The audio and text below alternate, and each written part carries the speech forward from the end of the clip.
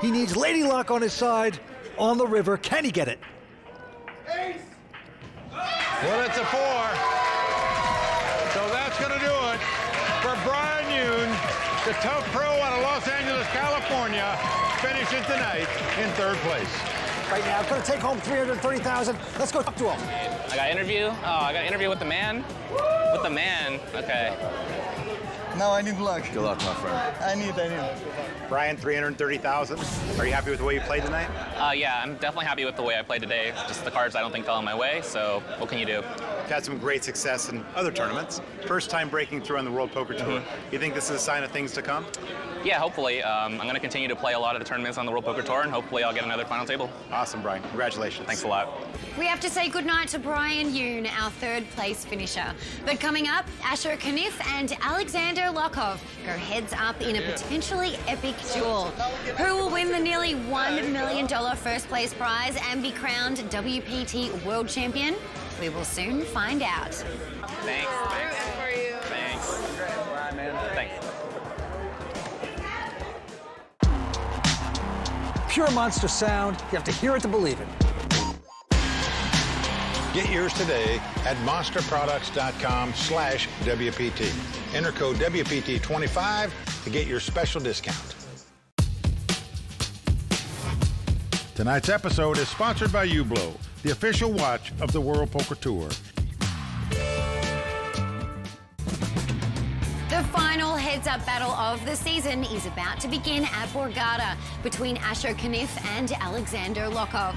The Royal Flush Girls have brought out the money these two are playing for, plus a pair of monster 24K headphones and a beautiful Hublot watch to be awarded to the WPT World Champion.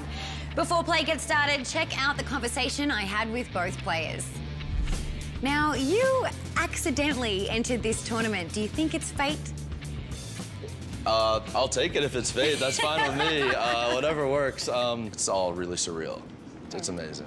Now, what do you attribute to your success at this final table? I've had some good cards, been taking advantage of a few spots that I thought were good, and just staying focused and not letting the pressure get to me as much as I can. Asher has a bit of a lead over you going into heads-up play. What's it going to take for you to take this one down? I will double up once, double up again, and we'll fight in the good tactic, I think. All right, well, good luck. Thank you. I need it.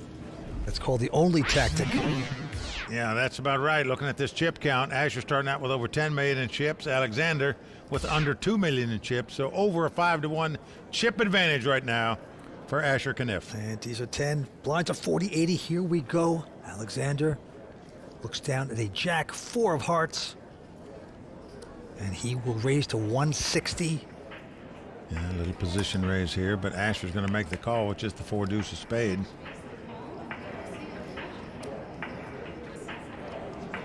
Here come the first 3. It's an ace, 9, 10, all hearts. That gives a flush to Alexander. Yeah, how about this flop for Alexander to start off heads-up play? Asher with nothing, though. He checks. And you check once and let your man just sucker in. No, he's going to bet at 200. He's going to chase the American away. What are you going to do? Nice hit. Nice flop. And Vince, one thing is a certainty. We have made history tonight. This is the first time that the heads-up battle has come down to 2 guys whose first name start with the letter A. Records just keep getting broken here on the WPT. Oh, boy. Boy, we're scrambling now, aren't we? Well, I'll tell you who's scrambling. Alexander is scrambling to cut this chip deficit. Asher this time with a 9-6. Well, this time he's on the button. And he's just going to limp in and call with the 9-6. And now Alexander. Awful hand as well, 9-4 of diamonds. And he checks. So 2 men with awful hands gonna compete with the flop. It's a king 6 deuce. Asher outflops Alexander. Good flop for Asher. He's got middle pair. Alexander checks. Asher's going to bet the 2 6s here, 80,000, and he's going to win the pot. That's all you got to do. And the friends from Brooklyn in the house. Asher Kniff, the 26-year-old, looking good. never had to struggle all night long so far. All right, back to this one. Alexander with a pair of sixes this time. And he is going to move it up to 200,000 to go. Asher with an awful 9 deuce just mucks that. So Alexander taking down that pot. Can he come back? It's going to be a long haul. If he does, Asher looking good here at Borgata.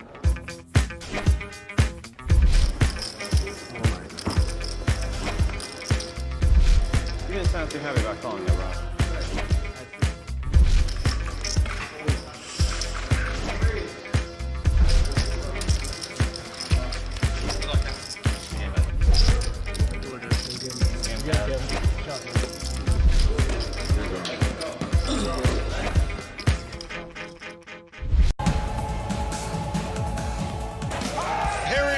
Has done it.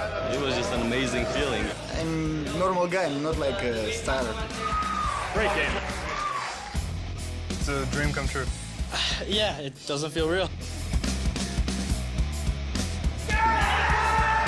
You show up every year and you keep getting deep, and then one year you just kind of run really good and you play really well and you win a title.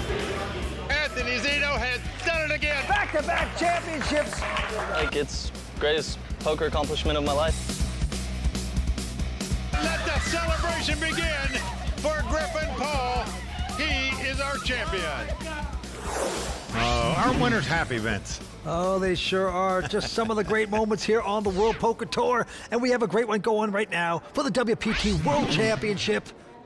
Yeah, and Asher Kniff out in front right now by a wide margin with over 10 million in chips. Alexander with less than 2 million. Still just about a 5-1 chip lead over his opponent. This time Asher with a jack deuce. Really? Gonna throw it away. Well, I like that play, Vince. Good fault. Thank you. No sense in jeopardizing any chips right now. When you have this kind of chip lead, you just don't have to gamble. Well, Alexander was tickled pink. He only had 7-4. Nevertheless, we move on. Action right back on Alexander. He's got a pretty decent king 10. Not a bad hand playing heads up, that's for sure. He goes to 160. And Asher's got a solid ace-10. Yeah, has him dominated, Vince.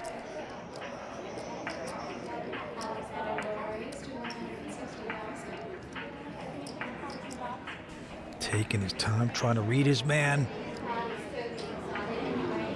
All in. And he's going to go for the punishing blow. Is that all in?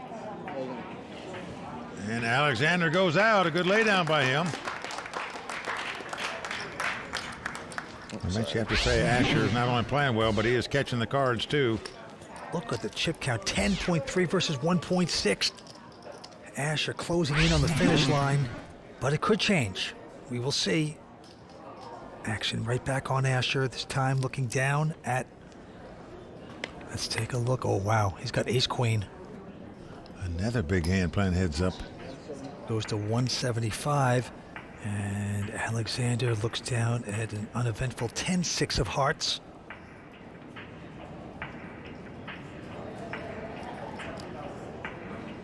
I'm all in. I call. Oh, he's gone all in and a call by Asher. And Vince Asher well out in front. About a 2-1 favorite as the cards lie. If his ace-queen holds up, he'll be our champion. Good luck, buddy. The Russian getting out of line, had to take a shot. Was hoping against hope Asher didn't have a hand. He has a big one, and right now, Asher from Brooklyn dominating this position. His father gets closer to the felt. A lot of pressure on you, buddy. A lot of pressure on you. Here comes the flop. Now 7-5 deuce. So far, so good for Asher. It's a good window card. Alexander could hit 2 runners to make a straight or a flush. Catcher a 10 or a 6 to take the lead, but right now, Asher looking good. Going to the turn at Borgata. Will things change? It's a 4 of spades. The crowd moans because now Alexander has an open end straight. Dirty, dirty man. Well, Even Asher knows it's never easy. It's never easy. Alexander can now catch a 3, a 6, an 8, or a 10. He has given some hope and change there for Alexander. 3, 6, 8, or 10. Anything else? Asher's our champ. Last card.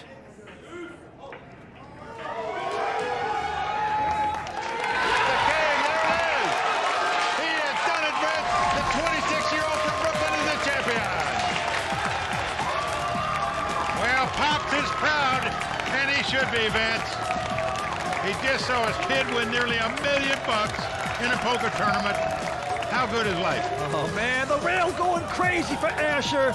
But, Vince, take your hat off to the Russian, Alexander Lokov. Very good tournament this week, our runner-up. Father and son in an embrace. Let's go talk to Alexander right now. Alexander, you came so close, came into the chip leader, but you still finished second. Are you satisfied with that? No. No. No. For a true poker player, only one place in tournament is first. I fighting for first. My congratulations to Asher. He was really good. Satisfaction will come later, but now I'm feeling like a big pain, like sad. I don't know. Let's talk to the season 13 WPT World Champion from Brooklyn, New York, Asher Khadim. Asher, you gave us a quote that you believe in living life to the fullest. Well, you certainly live life to the fullest this week. Congratulations on winning this event. Thank you so much, Mike. I appreciate that. It means everything that it happened here, and these guys all are really great players, and they brought their A games today, and some of the cards fell my way, and what can I say? Well, I can say you're a sensational player as well, the WPT World Champion. In addition to nearly $1 million in cash, you also get a customized set of headphones, 24K from Monster, a beautiful Hublot watch, and you get your name engraved on the WPT Champions Cup. One more time, let's hear it for our champion, Asher Khadim. Lynn, back to you. Asher Khadim is the season 13 WPT World Champion. What a remarkable finish to a remarkable season. For Mike Sexton, Vince Van Patten, Tony Dunst, Matt Savage, the Royal Flush Girls, and everyone at the World Poker Tour, I'm Lynn Gilmartin. See you next season on the WPT. Should I go get a bag? I don't understand what this is for. The World Poker Tour is sponsored by ClubWPT.com. Never lose a dime playing poker, guaranteed. Season 14 of the World Poker Tour starts now. Feeling like $1 million. Welcome to Oklahoma and WPT Choctaw. Hee-haw. In Oklahoma, we rounded up the best poker players in the world, and they're all gunning for the gold. Good evening, everyone, and welcome to the season premiere of the World Poker Tour. I'm Lynn Gilmartin. To kick off our 14th season, we welcome a new stop on the WPT, the spectacular Choctaw Casino Resort in Durant, Oklahoma. This week, players from far and near descended on the Sooner State to take dead aim at a WPT title. Allow me to welcome you to Durant, Oklahoma, and the Choctaw Casino Resort for the WPT Choctaw Championship Poker Tournament. And now it's time to get this party started. Players, best of luck to all of you in your quest to make it to the final table. Dealers, let's shuffle up and deal. With the cards in the air, everyone settled in for an exciting day of poker, all with the hope of becoming the inaugural WPT Choctaw champion. It's a lot of fun. I'm excited because I'm from Oklahoma, so when I heard it was here, excited to come play it. Bryn's like, we gotta come here and play this Choctaw tournament. I'm like, okay, like 3,700, like we'll come in and we'll see if we can have a Kenny brother takeover. As players around the room were trying to win pots, Tulsa native Jerry Lorrett made the best hand in poker and won a free cruise courtesy of the Royal Caribbean International Royal Flush Bonus. He won wonderful. Got a Royal Flush against a full house, so that can't beat that. There were new faces all around, And the local players were keeping back-to-back WPT champion Darren Elias on his toes. You have to be really observant because they do a lot of different things that you really have no idea what to expect from somebody. So I think you have to pay a lot more attention to how they're playing. If I'm playing a table with 8 guys I know, I kind of don't have to watch every hand. I know what to expect. But with these guys, some of them pretty unorthodox. Vince Van Patten was back on the poker grind and doing fine in Oklahoma. Vince is absolutely crushing it right now. Mike Sexton, who had busted out earlier in the day, stopped by to check on his partner. You missed the pool party. When you get broke, you go to the pool party. You know, what are you going to do? It's fine. It was fun. But You were the king of the pool, right? should have been here. I mean, you're still here, carrying the torch for us. I know. Vince Van Patten going for another deep run in a WPT event. Come on, man. Thanks, Mike. Thanks. At the end of the day, 440 entrants had taken a shot at advancing, with 119 surviving to day 2. Vince Van Patten finished strong with over 169,000 chips, good for 22nd on the leaderboard. But the king of the chip count was Terry Presley, who finished with a huge stack of over 344,000. Stay out of trouble, I guess. Make some hands. I feel very energized by the earth and I feel ready to play poker. It's good to be in a new place, so thanks WPT for bringing us to fresh places. Day 1B got underway with plenty of new faces in the field, including WPT finalist Esther Taylor Brady, Season 11 Player of the Year Matt Salzberg, and WPT champion Olivier Bousquet, who was enjoying his time in the American heartland. The people here are like super sweet and genuine. I'm actually really happy I decided to come out here. The tournament is great. It's well run and it's a huge field. You know, Oklahoma's pretty much as like raw American as it gets. Several players took advantage of the unlimited re-entry, including the reigning WPT Player of the Year, Anthony Zeno. Bullet 4. Bullet 4 of 6. And a still happy-go-lucky Eddie Sabat. I'm on my 5th bullet. It's only one today, so hopefully I can make it last. They joined a massive field that included colourful local players like Bugsy Slagle. Sir, you don't want to film this. I'm drinking and gambling. You need to go. My mom was going to be so disappointed. Bugsy offered a local perspective on the recent influx of interlopers. I want to defend my turf.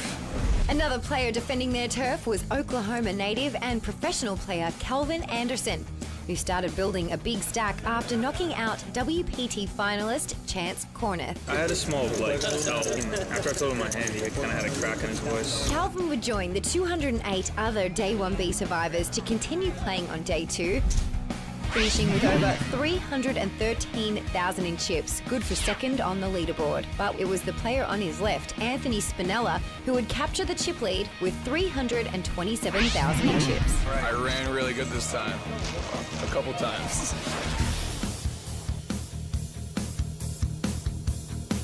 Glad to be in Durant, Oklahoma, playing in a WPT. As the combined survivors entered the arena and took their seats, I don't even know who's playing this table. Vince Van Patten spent some time sizing up his competition. Java and Chaka? That's a comedy act right there. You gotta be kidding. Who's this guy? 327, he's the chip leader. Tran?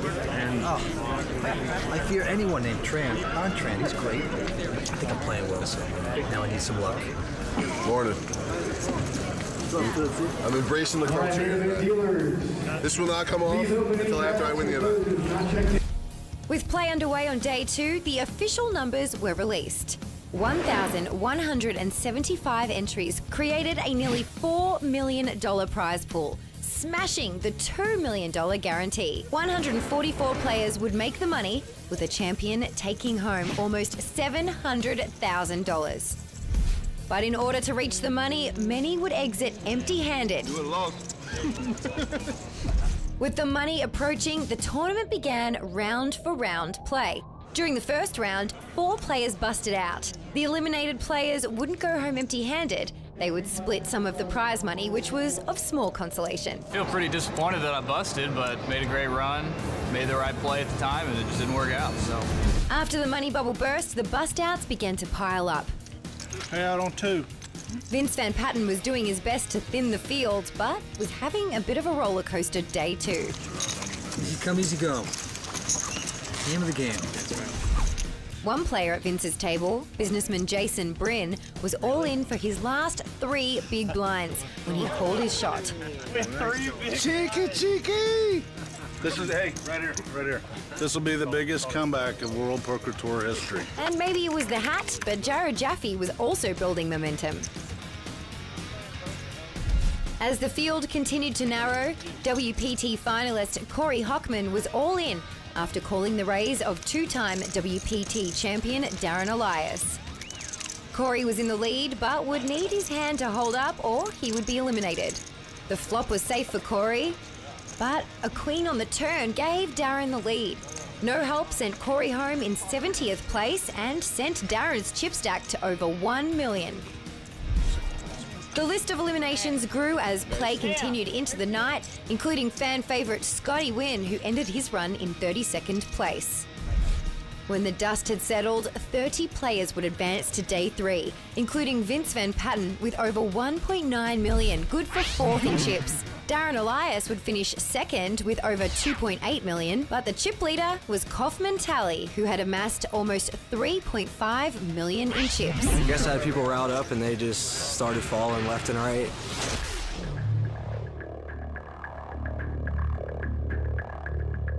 WPT main event, day 3. I got my booties ready, got my scarf ready. Workout, table research, then I should be ready to play. Ready, determined, and yeah, let's take this down. Hey, Jared, cowboy up. Let's do it. Players prepared themselves for a long battle with the WPT final table on the horizon. You gotta keep it going. You gotta keep it going. I'm gonna try. There we go. And action started fast when, on the first hand of the day, WPT champion Eric Seidel knocked out 2 players when his ace-queen held up over his opponent's hands. Making a run on day 3 was Australian player Alex Linsky, who decided to play this event as part of a cross-country trip with his girlfriend. We've been traveling 3 weeks. We went to Salt Lake City and then to Iowa and then down here. Oklahoma was proving to be quite lucrative as Alex climbed up the pay chart, knocking out 5 players, including Bryn Kenny in 19th place. Down to 2 tables. Vince Van Patten was on the short stack after losing a huge pot to Jared Jaffe when Jared picked off his turn bluff. Shortly after, Vince was all in and called by Darren Elias. When the hands were tabled, Vince was way behind with pocket 5s to Darren's pocket 10s. No help on the board sent Vince back to the booth in 14th place. I had a good run, you know, I feel good about how I played. I tried some big bluffs, and these guys were too good, they called me down. I could have gotten lucky, but wasn't to be. Later, holding 10s again, Darren clashed in a big hand with Eric Seidel. After flopping a set, Darren was all in and called by Eric, who turned over Queen Jack of Spades for a straight.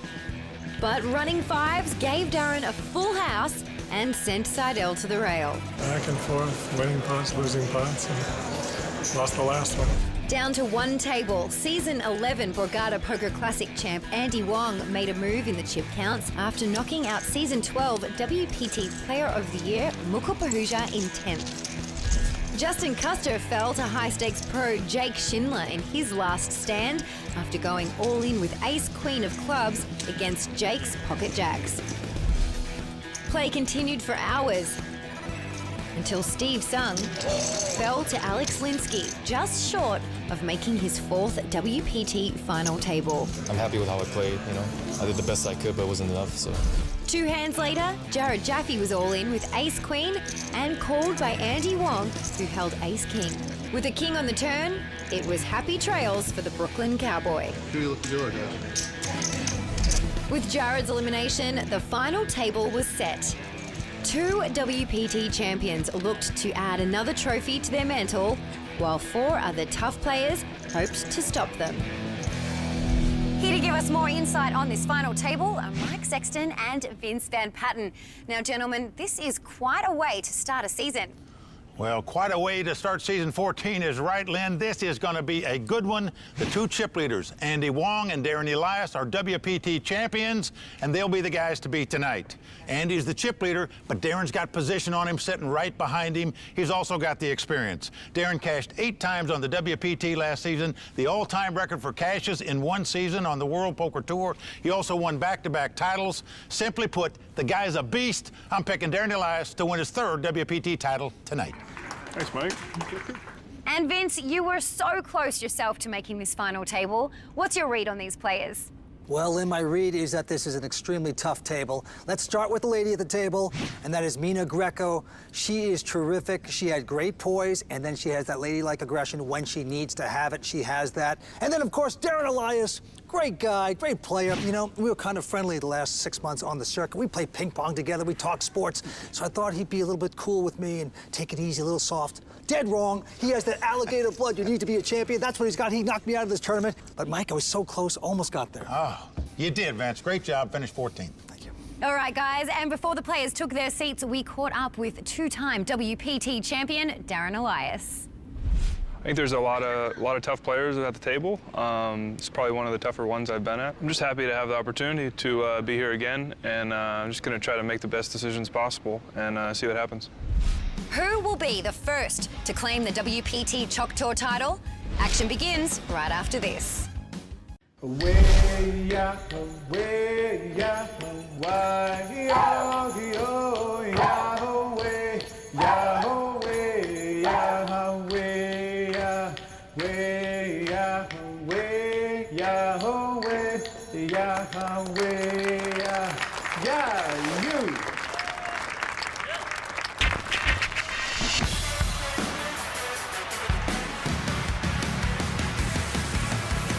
I'm definitely excited to be on TV for this final table. My last one, I felt like I put on a great show and won it, but not everybody in the country got to see it. Now it's my opportunity to actually be on TV, so I'm really stoked. This is my first WPT event, so it's nice to make the final table on the first try. I wouldn't say intimidated, but it's definitely scary. I would say I'm not afraid to get it in. If anything, I'm too afraid not to get it in. I was running pretty hot last season. Hopefully it'll carry over this season, too.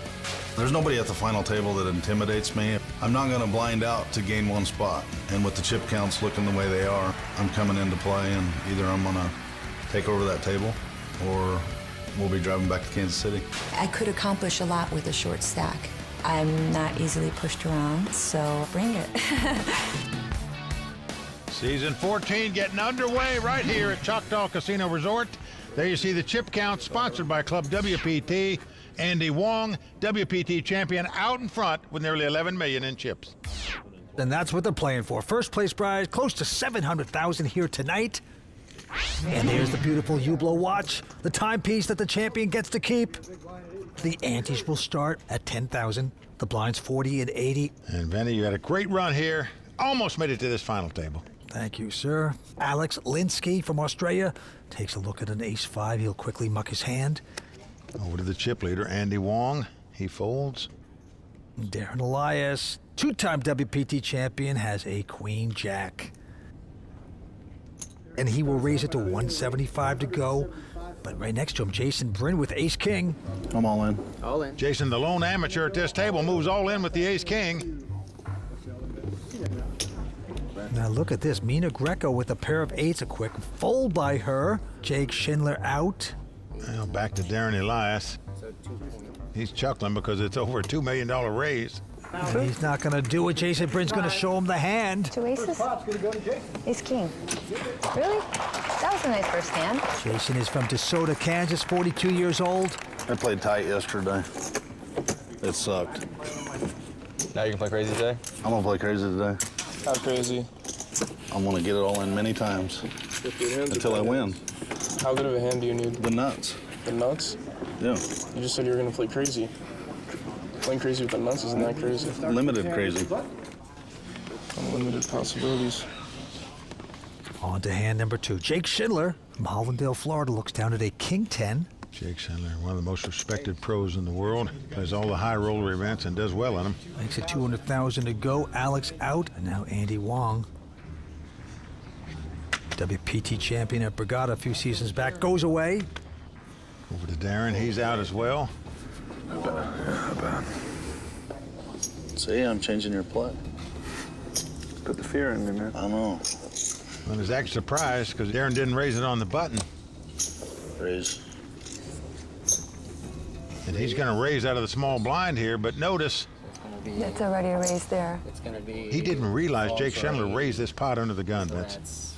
320. 320 is the bet. 20. I grabbed the wrong chips. On his left is Mina 320. 320. with a nothing hand, so she'll have to go away. Okay, let's see if Jake Schindler picks up on that. He picks up on about everything. You angling me? You must have a really good hand.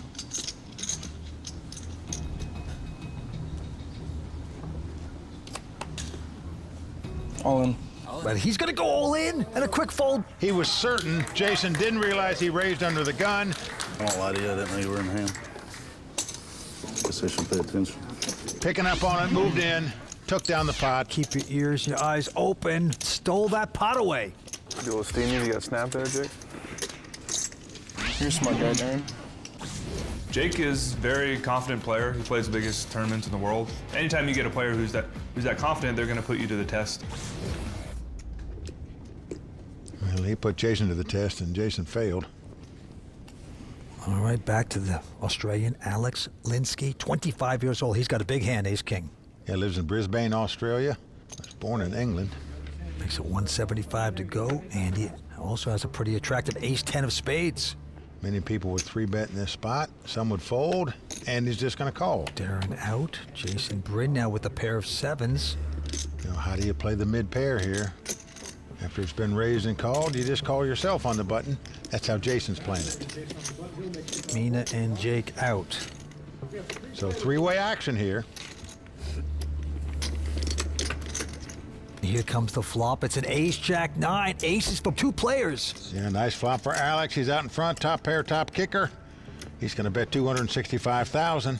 Andy Wong, he's going to make the call. Jason flies away, so two-handed poker. Both have aces. Here comes the turn. It's a 3 of clubs. 2 clubs out there. Well, Alex going to fire out again. This time $575,000. Oh, and look at this, Vince. Andy is going to raise this pot with just an ace-10 here. He makes it $1.2 million to go. Oh, boy, what a mess this puts Alex in. We can see he's got the best hand with top pair and top kicker, but believe me, if you're sitting at that table and the chip leader raised you in this spot, you think you could be drawing dead. He might have aces and jacks. You just don't like it. He's going to fold the best hand. So strong play by Andy Wong there, taking down that pot. We are back here at WPT Choctaw on the World Poker Tour Season 14. Yeah, great kickoff event here at Choctaw. Andy Wong still out in front with over 12 million in chips now. Andy going for a second WPT title tonight. Over to Jake Schindler. From Hollandale, Florida, he's going to fold the hand. And now Alex also out. Not really. Down to the chip leader. Probably a lot, you know, if you had Jake there. Andy Wong, and wow, he's got the big boys, 2 kings, 2 cowboys out here in the West. Beautiful. And he'll make that raise to 180 to go. Darren Elias gonna fold. Over to Jason Bryn, the lone non-professional at the table. He's gonna go out as well. Now Mina Greco, the Italian-American. She's got a pretty good ace-queen. Says she speaks fluent Italian. She's gonna raise it, Vince. And Mina and Andy are good friends. They're both from Houston. Little does she know she's playing with fire. Andy with the real hand. Oh, boy. Gonna 4-bet it, Vince. Just gonna send her a message. Save your dough. Hit the road. I've got it. Total of 820. She's in a predicament. Well, Vince, she proclaimed she was not gonna get pushed around at this table. What is she gonna do now? It's going to take nearly 40% of her chips to make this call. And she does make the call. Oh, boy. So we are going to the flop. Mina in trouble right now. She's got to get lucky on the flop, and she does so as an ace-jack. 6 hits the board. Well, she moves all in. sucks. Not going to take any chances. Well, she's sending Andy a message now. I hit the ace. It's got to look like she had ace, king, or ace, queen, the way she's played this hand, Vince. Nice hand, Mina. Thank you. She just didn't want the extra action. She pushes Andy away. Mina Greco taking down that one.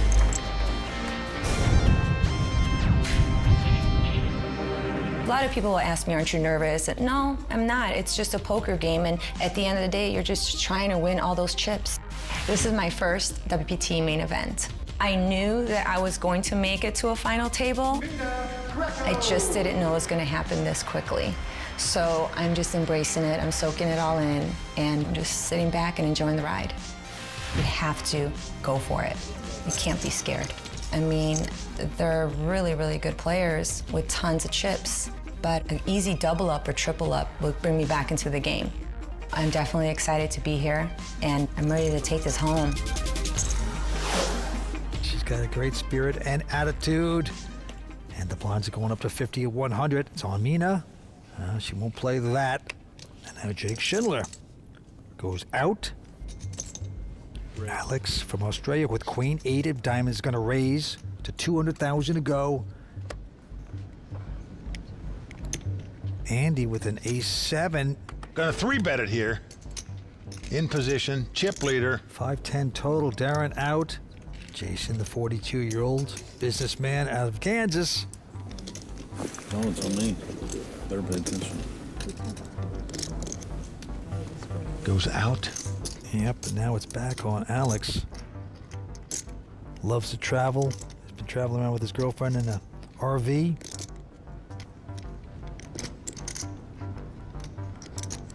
Wow, what he's doing now, Vince. What's he doing? He's gonna 4-bet here against the chip leader.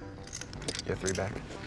And all of a sudden, 3.5. Andy Wong's A7 doesn't look very good. Andy made a nice 3-bet. Most people would just throw the queen 8 away after that 3-bet from the chip leader. Yep, Andy's gonna go out. Alex 4-bet it to win the pot. Vince, the last 2 pots these guys have played against each other, they've outplayed each other with the worst hand. That's the guy that's won the pot. Just didn't think your opponent was that strong. These guys are earning pots. This is a high level of poker we're seeing. And of course, still well out in front there, 10.2 million. Darren Elias going for his 3rd WPT title tonight in 2nd chip position with 8.6 million. Okay, down to the next hand on the man from Hollandale, Florida, Jake Schindler. Well-respected pro, 25 years old. He's got zippity-doo-dah. He folds. Alex also taking a breather. Back around to Andy Wong. This time he's got the 2 walking sticks. 2 7s. Fires it up a bit. Raised to 225 to go. Darren out. And Jason Bryn folding that junk. Well, Mina's got king 9 of diamonds and the big blind gonna make the call here. So again, the 2 players from Houston gonna battle it out. King 9 versus a pair of 7s, and the flop is a 9-6-4. Good for Mina. Beautiful flop for Mina. She's got top pair. She's gonna lead out here, Vince. I'm a little surprised by this. Normally, if you flop top pair, you just check raise, the pre-flop raiser. 350 she bets. She's gonna send a message, but are you really gonna believe she's got a 9 in her hand to call a raise pre-flop? You know, it would look more like a straight draw or a flush draw if you were sitting in Andy's seat. He's going to make the call with the 2 7s. You just think people are going to check raise you if they hit top pair. Well, a 10 comes off. So Mina's still with the best hand, but she got called on the flop. She's going to play conservative here on the turn and check. And by checking, Andy thinks he's got the best hand, Vince. Andy. And he's going to fire it out, 760,000. So much for friends from Houston. There you go. Go ahead. She's going to make the bad fold. Nice hand, Andy. Right. Yeah, then she's not going to like the way she played that hand when she sees it. Where's your rail, Andy? I don't hear nothing. Hey, y'all. There you go. There it is. There it is. Oh, they're all drunk. I'm not drunk yet. As soon as I went over there on break, they're like, all right, it's shot time. One of the perks of winning your way into an event through ClubWPT.com is getting to meet the WPT family, including the lovely and talented Royal Flush Girls. I'm Marilyn Comiskey, and I'm a Royal Flush Girl. My name is Raisa. I'm a Royal Flush Girl. I'm from Sacramento, California. I moved from Ukraine when I was 18. Hip-hop or like EDM type music? Latina music. Yeah, I love dancing, I'm extremely ticklish everywhere. Here, yes, and here. Definitely Club WPT. It's a great way to practice poker. Club WPT is a great way to play online. It's really wonderful to be able to meet all the qualifiers. Kind of dream come true to be a Royal Flush Girl. Don't ask me that question. You made a flush. Mike. Both. Although Vince is very handsome too, so it's hard. Can I say Lynn? Okay, Lynn.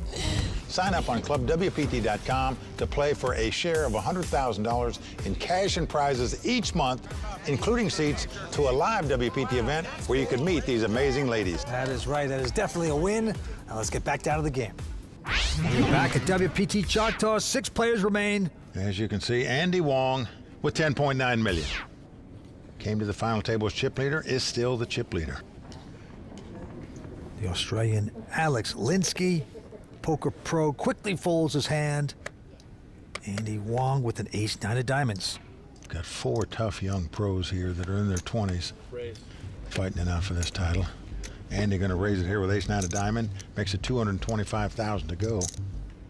Now around to Jason Bryn. I'm all in. Who has a king-queen. He's going to go all in. Mina out. Jake out and back on Andy, the chip leader. Well, Andy has the best hand, but you want to put in 2 million more when your opponent could easily have ace-king, ace-queen where you're dominated. 2 jacks where you're a big dog. What a move by Jason Bryn. Well, was it ever? I just don't think Andy can put in 2 million more with that hand, and he folds it. No ace this time? No more showing. Oh my God, I had an ace. Yes, Jason Bryn stealing that one. There's Jason's wife. Come on. There we go. His wife Megan drove in from Kansas City to watch her man play here today. So close. Oh, close. You had an ace? Very close. Suited too. You don't have to show, but what'd you have? The winning hand. You did. Certainly that, for sure. I can't figure it out. I don't know if he's like playing crazy or is it just new strategy if I get a hand and just pile him. Wish you would tell us. If I think it's best going in, there ain't no need to see the flop. So I can get outplayed by somebody that does this for a living. Oh, that's a strategy. You agree with that? Huh? Don't give these guys hints. On to the next hand. Jason Bryn with a quick fold. Mina also going out. Jake Schindler from Hollandale, Florida. He likes his king-queen of diamonds. Going to raise to 250 to go. Alex out. Over to Andy. Looks down at a queen-jack offsuit. And he plays a lot of pots. They say it's the perception of being crazy, and now he is going to 3-bet this. Vince, he doesn't just play them. He plays them aggressively, as we've seen all night long. 3-betting here with just queen high. You're an out.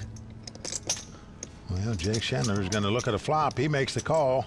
Has him dominated. King-queen versus queen-jack, but he doesn't know it. And here is the flop. It's a queen-4 deuce. What a flop this is. Yeah, dream flop for Jake. He's not only got the top pair with the better kicker, he also has the flush draw. And he's got his opponent leading out betting 500,000. Oh, like it died and went to heaven when you see that happen. Vince, Jake's hand's just too good to raise here, so he's just going to call. If he just had the king-queen without the flush draw, he might raise it. But with the flush draw, he's just calling, hope his opponent keeps leading out. Now the board pairs 4s. Now Andy looks back at his hand to make sure he's got the queens up. And he's going to check. And Jake checks right behind him. Both players checking top pair here. That's respect for the opponent. River card to 3 of diamonds. So Jake hits the flush. Well, you You'd think that might slow Andy down a bit there. The guy called him on the flop, but doesn't slow him down at all. Wow. He's going to fire out here nearly 1.5 million. That's just because the way Jake played this disguised his hand by not betting on the turn. Vince, I just think it's an automatic call here with the king high flush. The board is paired. I mean, you don't think your opponent's got a full house, but no. What can you get paid off with if you move in here? That's the question. Is the guy going to have a smaller flush? Would he call you with just 2 pair? All in. He's going to push all in, try to get extra value out of that. And now Andy says, what in the world is going on? That face. Why did he take so long, sir? Why did he take so long to move in? Well, if you saw his hand, you'd know why. If you're sitting in Andy's seat, I tell you, you're thinking, wow, would this guy even raise with a flush? With a possible full house out there? Oh, wow. Good drop, Andy. Well, Andy gives it up. Yeah, well invested, but he's going to let that one go. Well, one reason from all-in bench, you don't have to show your cards. Jake taking down the pot. 6 players battling for the WPT Chapter. We're coming back for more on the World Poker Tour. Tonight's episode is sponsored by Hublot, the official watch of the World Poker Tour.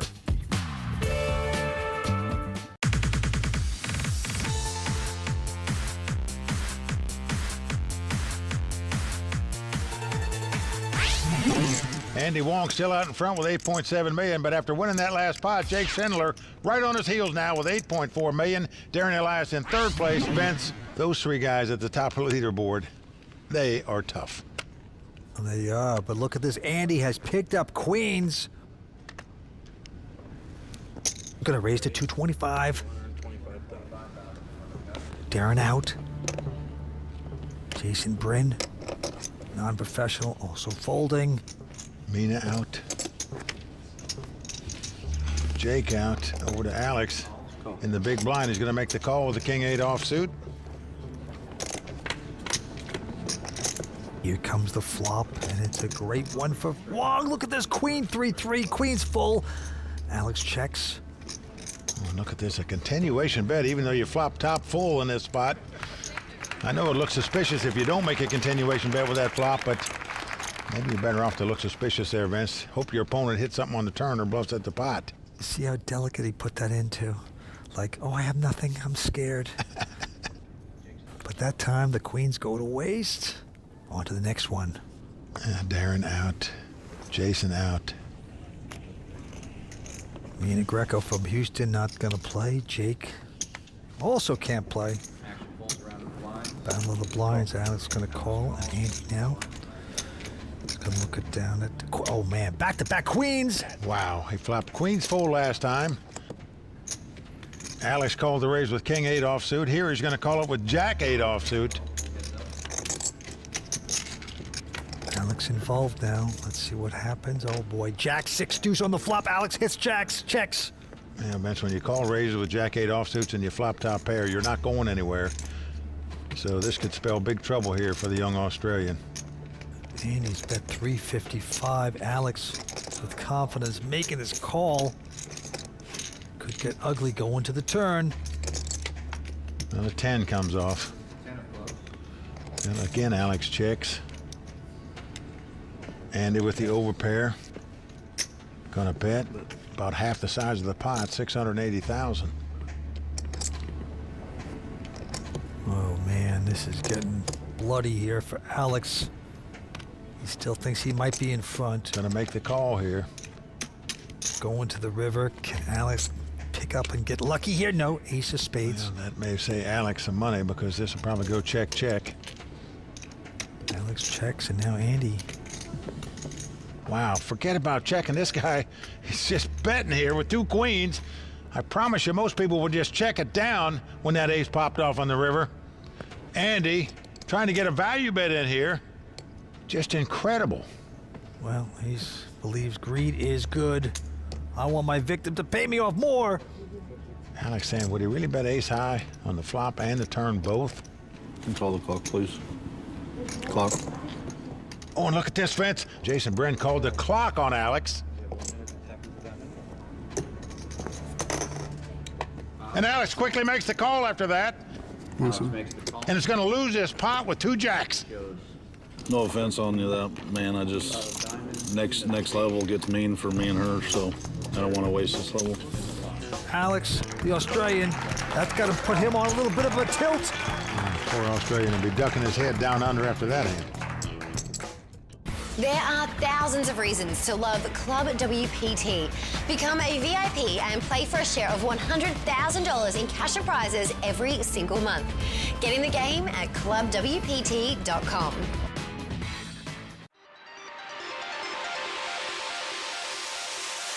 We know how to take care of our guests here at Choctaw Casino.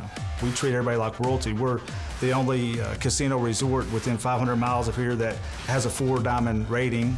It's just been a whirlwind for us the last couple of months with the opening of the new Grand Theater, the new hotel. I've never been to the Choctaw Casino before, but when me and my wife first walked in, this is kind of a unique setting. I mean, this is not just a casino. You can actually bring your family in here and do all sorts of things. It's probably one of the nicest casinos we've been to. It's all about building relationships, and that's what really keeps our guests coming back to Choctaw Casino Resort, because they're our guests, they're not a customer to us, they're our guests. Well, Vince, it's our first time at Choctaw as well, and it is a very impressive resort, no doubt about it. This swimming pool is second to none anywhere in the world. And a great gymnasium as well. Food is fantastic, just enjoying our week here. And now the Andes are going up to 20,000, blind 60, 120. To the felt we go, a couple folds around to Jason Brin. And Vince, I've got a Gillies here right in the middle of the casino. You can ride the bull if you want.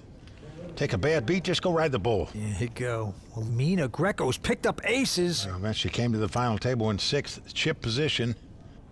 She finally picked him up. 2 aces. Going to raise on the button to 275,000.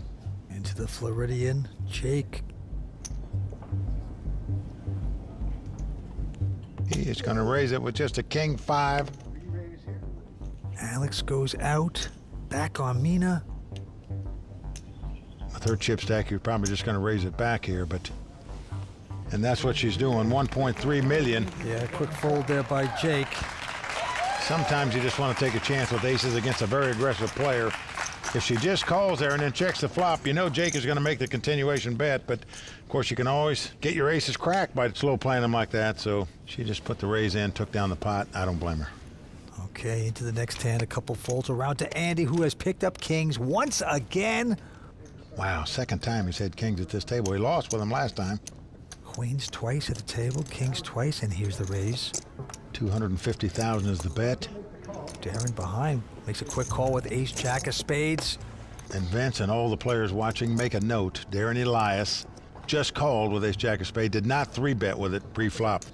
Flop is a king, 10-7. It only gets better for Andy. 3 of a kind on the flop.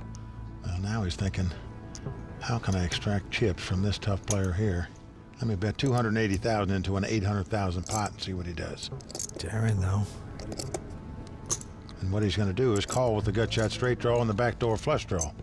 Andy loving it. And he's really loving that card because Andy Wong has the best hand possible right now. He says, hey, the guy called me on the flop. Maybe he'll call me again. 535,000. And underneath his breath, he's saying, please raise it. Please make a move. Well, unfortunately for Andy, Darren moves out of the pot. He's taken enough abuse from Andy. 12.7 million in chips. Dominating this table at this point. Jake with about 9 million, Darren 6.8. You're playing well, running well, Vince. Tough combination to beat. Okay, hand's been dealt to Darren. He's got a suited connector, 8-9 of spades. Well, you always like to see flops with this hand, but you don't want to limp in because people know you got Jack 10, 10-9 suited, something like that. So you raise right up front. 250,000 by Darren. Jason out. Nina out. To Jake Schindler. Jake just going to make the call, wants to see a flop. Alex goes away, and now Andy with just a 9-6. Well, Vince, there's 800,000 in the pot already. It cost him $130,000 to make the call. He's the chip leader, can well afford to make it, and he does so. He can afford to speculate. A beautiful place to be. Let's see what happens. Flop is a 9-6-5, 2-pair for Andy. This flop could get Darren Elias in serious trouble. He's got top pair with a straight draw. Darren is bet. Jake goes out. Andy with the 2-pair. I bet you're hoping Darren Elias has an overpair here now where you can extract a lot of chips out of him by raising, and that's what he's doing. $975,000 is the bet. Well, Darren picks up his chips, so he's definitely playing. And he's playing it very aggressive, Vince. $2.1 million by Darren Elias. Well, Vince, if you're sitting in Andy's seat, you just think the guy's got a flush draw or an overpair in this spot. Just can't imagine you're not going to raise back with the top 2 pair. All in. There you go. Andy's gone all in, applying more pressure into poor Darren Elias. He's going to have to give it up, Vince. He folds the 1 pair. The 2-time WPT champ struggling a bit right now, but how about Andy Wong? He is dabbing it. And it's time to say goodnight from Durant, Oklahoma, and the Choctaw Casino Resort. Please join us next time for continuing coverage of WPT Choctaw. For Mike Sexton, Vince Van Patten, Tony Dunst, the Royal Flush Girls, and everyone at the World Poker Tour, I'm Lynn Gilmartin. See you next time on the WPT. I don't understand what this is for. The World Poker Tour is sponsored by ClubWPT.com. Never lose a dime playing poker, guaranteed. Season 14 coverage of WPT Choctaw continues right now. Feeling like $1 million. I played tight yesterday. It sucked. Tonight in Oklahoma, the stakes are high as one player will try to rustle up all the chips. Good evening, everyone, and welcome to the World Poker Tour. I'm Lynn Gilmartin. The final table at WPT Choctaw is almost ready to start back up.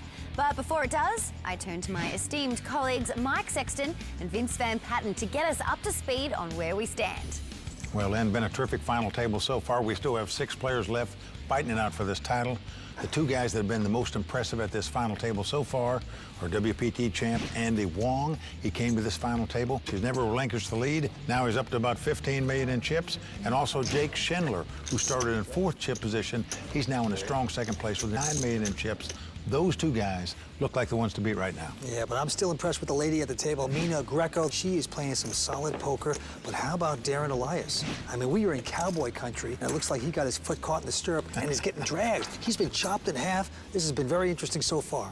And with the nearly $700,000 first place prize still up for grabs, we're sure to see a lot of action here tonight. So let's get down to it. So let's take a look at the club WPT chip count. Andy Wong well out in front with 15.3 million. Jake Schindler, the high roller, in 2nd place with 9.1 million. Darren Elias in 3rd place. Big money for first place, of course. And the champion will get that beautiful Hublot watch. What an honor to have that. Let's go to the felt. The Andes are 20,000 blind. 61-20 on Jake Schindler from Florida. He's got Queen 3 of hearts, and he won't play.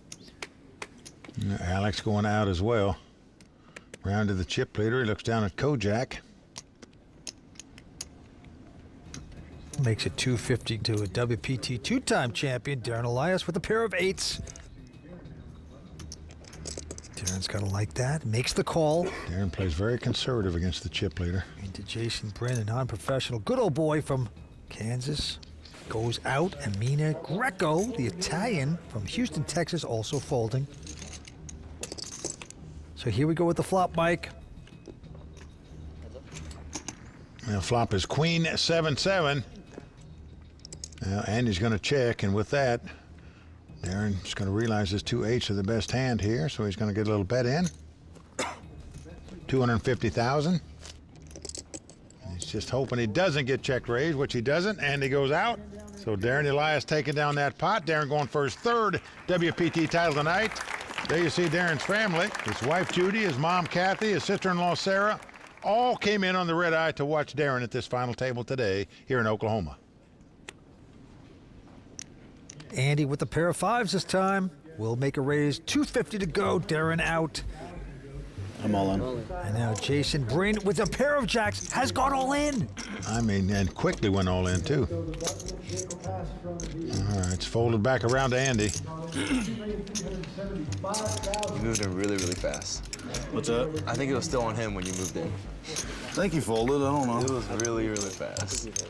I hadn't even looked up yet. You're all in. Jesus. Very, very fast move by the non-professional out of Kansas.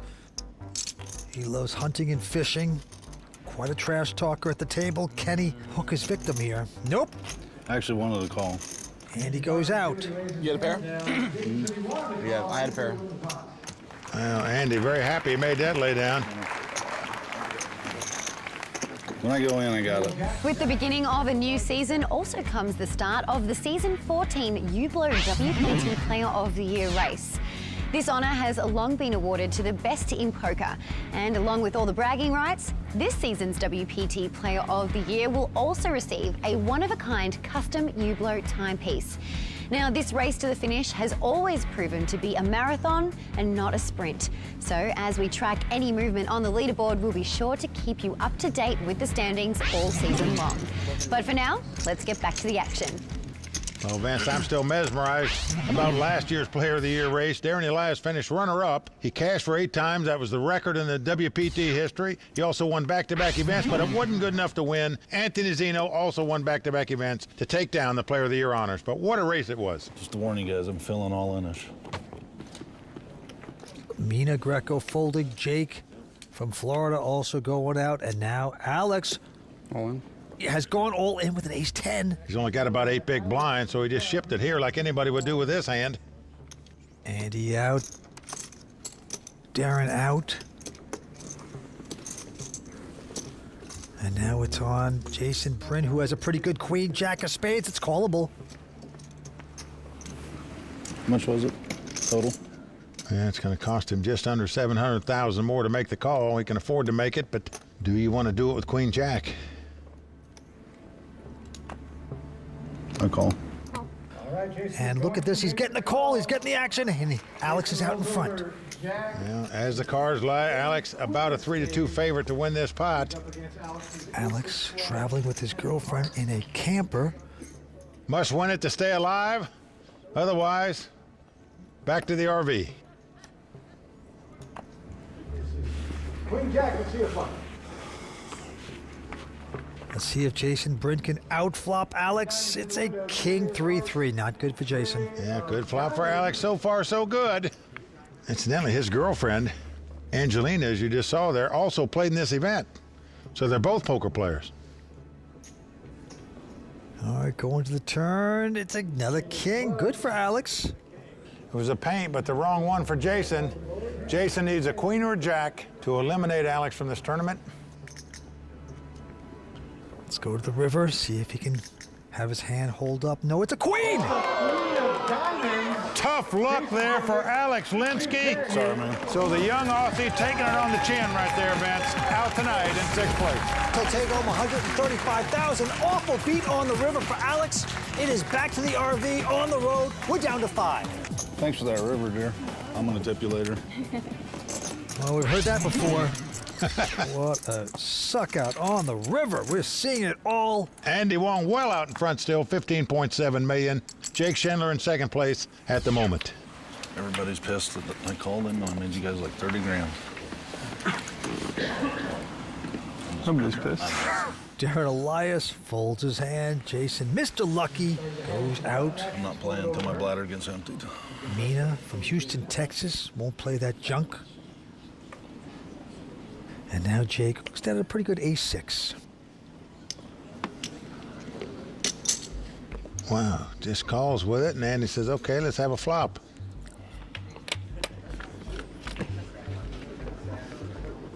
And flop is queen at 9-3.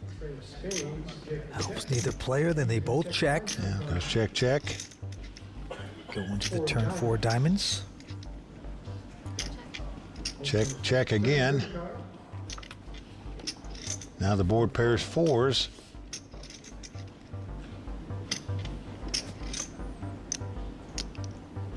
Now Jake is going to bet the ace high here for value. And Andy, of course, never going to put him on an ace high because he didn't raise before the flop. This guy could easily have something like 8-7, 8-6. Tried for the hero call, didn't work. But what a bet by Jake on the river, just ace high, and got paid off by jack high. Wow. I'm not sure if everybody thinks I'm tight or if I'm a crazy Asian guy. Andy is like bad insane. The most aggressive player I ever played with. Andy's very aggressive. I think he's going to try to use his chip lead to kind of boss the table. He likes to get his money in there, not always at the best moments. I definitely am capable of being a crazy Asian. It's definitely in there. It's just a matter of whether or not he's going to unleash chaos, I guess. We'll have to see. Well, what you gotta love about Andy Wong is he has guts. Well, as you saw, the consensus by all the players at this table, they know Andy's capable of betting with any two cards at any time. On to this one, Mina with Jack 9. Now, she's been very conservative tonight, but look at this. She's going to take a shot, make a raise, 275 to go. Yeah, she sees all these other guys raising a lot of pots. She's going to try to raise one and take it down, but it's not going to work. Her buddy from Houston, Andy Wong, looks down at two kings again. He had him earlier against her at this final table when she had ace-queen. She won the pot when she spiked an ace. Are you going to take it easy on your friend? No, not to be. He's going to raise to 650. Darren out. And forget about taking it easy. Jason Bryn having a pre-senior moment. I fold. He goes out, and Mina, the jig is up. Mina with nothing, taking a shot, but... Well, she knows how aggressive this guy is, though, Vince, but still, you just have Jack 9. All in. Call. Uh-oh. All in and called. She was hoping he would lay it down. Didn't expect him to come up with a hand that strong. And Mina Greco's timing just couldn't be worse in this situation. 2 jacks on the flop. Oh, just a mistimed bluff. Good luck, Mina. Gotta respect the guts, at least, of it, but now Mina in trouble. Jack 9. King, king. Did you say king, king? That play against this player would work a lot of times, Vince, but unfortunately for Mina, not this one. Andy with a whopper. Let's see the flop. Can Mina get extremely lucky? No, 4-3 deuce on the flop. Well, Mina's going to have to catch 2 runners to win the pot. 2 runners of a combination of a jack or a 9. She gets 2 runners to make a straight. They will split the pot, but Mina in dire straits at the moment. Texas friends going after it, and it's a 3 of diamonds, pairs the board. She played too many pots against Handy tonight. Both from Houston, both good friends. See you back in Houston. Yeah, see you back in Houston. Just wasn't meant to be for Mina. Well, Mina Greco has to say ciao. She'll take home $167,000. Let's go talk to Mina. I really wanted to represent the ladies and take it home, but I'm super proud of Andy. He's doing really well, and I really think he's going to take it down. So I'm going to be cheering for him. We have to take a short break, but there is more action to come from Oklahoma. Plus, the Royal Flush Girls cool things down, and Tony Dunst leaves them high and dry in the raw deal. It's all happening when the WPT returns. Tonight's episode is sponsored by Hublot, the official watch of the World Poker Tour.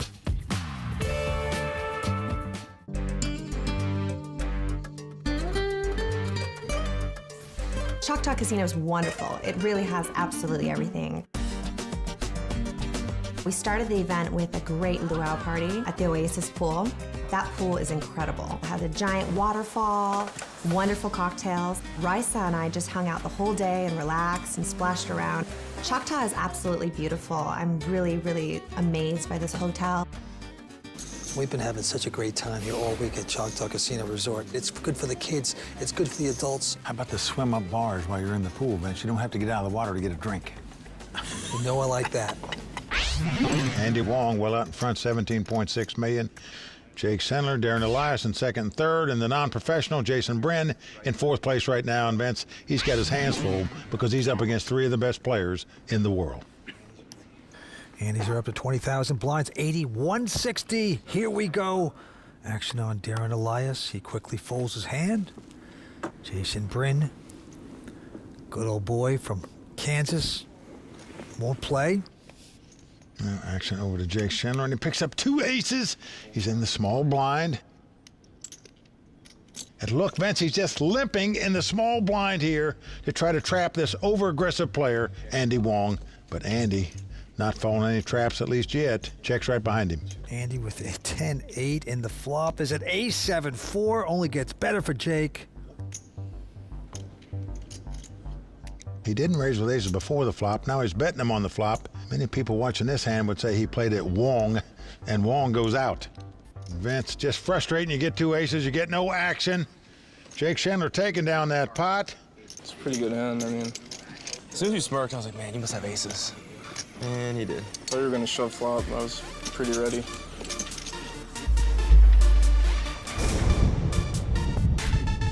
I started playing poker with friends in high school, just sitting around, eating pizza, watching movies. Before poker, I played a lot of video games and strategy games. I love poker because you get to be mentally engaged the whole time, and different styles can be successful. It's fun to just allow yourself to be creative. I don't play for the fame or the glory. Jake Schindler! I don't care about the result, I just care about the process, and I'll let the result take care of itself. You know, Jake Schindler, quite the player, plays a lot of super high roller events, does well in those, actually finished 8th in the WPT World Championship. Here he is, back at the final table, 3rd straight cash. And action's gonna be on Darren, the 2-time WPT champion. Did it in 1 season. Gonna fold this. Jason quickly folding ace-8, surprising. How can you fold ace high on the button, Vince? Just doesn't make sense. Jake just called it. I know these guys are great players. They have more chips than you. But if you don't play that hand against the blinds, it's going to be very tough to cross the finish line with the trophy. Both men have hit 3 of a kind. Jake checks. And he's going to bet 160. And of course, now he's going to be calling. He's getting into deep trouble here. Well, it could be in very serious trouble, Vince. I mean, there's a good chance this could be a split pot if any big card comes up, but that's not one of them there. 5 comes off. Well, Jake checks again. And he bets 400. If it comes 3, 4, 6, 7, or an 8, Jake could be jaking out of here. Well, Jake just calling. That's smart, at least. Going to the river card. Let's see if it's a big one. No, it's an 8. An 8 gives Andy a full house. King's full of 8s. Check. Again, Jake checks. He couldn't have played this hand more conservative, and lucky for him, he has. Andy trying to figure out how much can this guy stand a call. Never going to put him on 3 kings the way he's played this pot. Full house. Well, 965 the snap call, but Andy shows him kings full of 8s. Vince, Jake lost the pot, but played it about as good as he could have. So Jake, who looks a little like Harry Potter when he grows up, takes a big hit right there. There you see the chip count. Andy Wong way out in front, 18.6 million. Jake Schindler with about 7.8. Darren Elias with 4.8. And the non-professional Jason Bryn in 4th place right now with 4 million in chips. Jason Bryn, good old boy from Kansas, family man. He's got his hands full, Vince. He's not only on the short stack, he's facing 3 of the best players in the world. Jake is raised with ace-8. Andy Wong has picked up 2 kings again. Well, this is the 4th time he's had 2 kings at this final table. He is cowboyed up here in Oklahoma.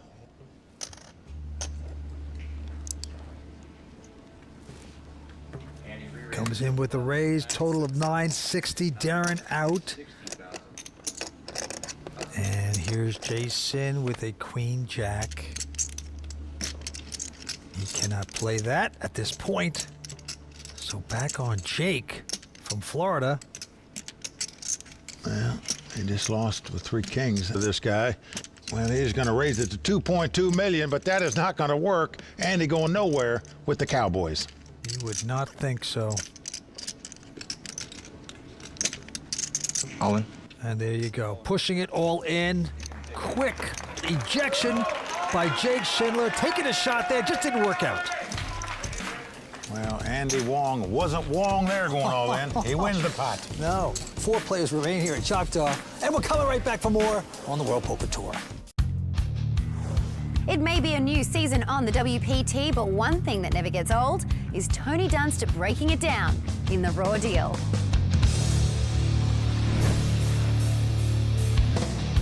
The last time we saw Andy Wong was 2 seasons ago when he terrorized a final table en route to his first WPT title at Borgata. He's been grinding hard ever since and is looking for it to pay off here at Choctaw. So will the same relentless tactics lead Andy to victory for a second time? Let's break it down.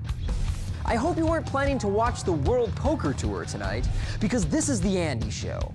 He played every relevant hand leading up to Mina's elimination, which we'll get to, but first I want to discuss how Andy is able to maintain so much aggression without spinning out of control. Wow, forget about checking this guy. He's just betting here. Believes greed is good.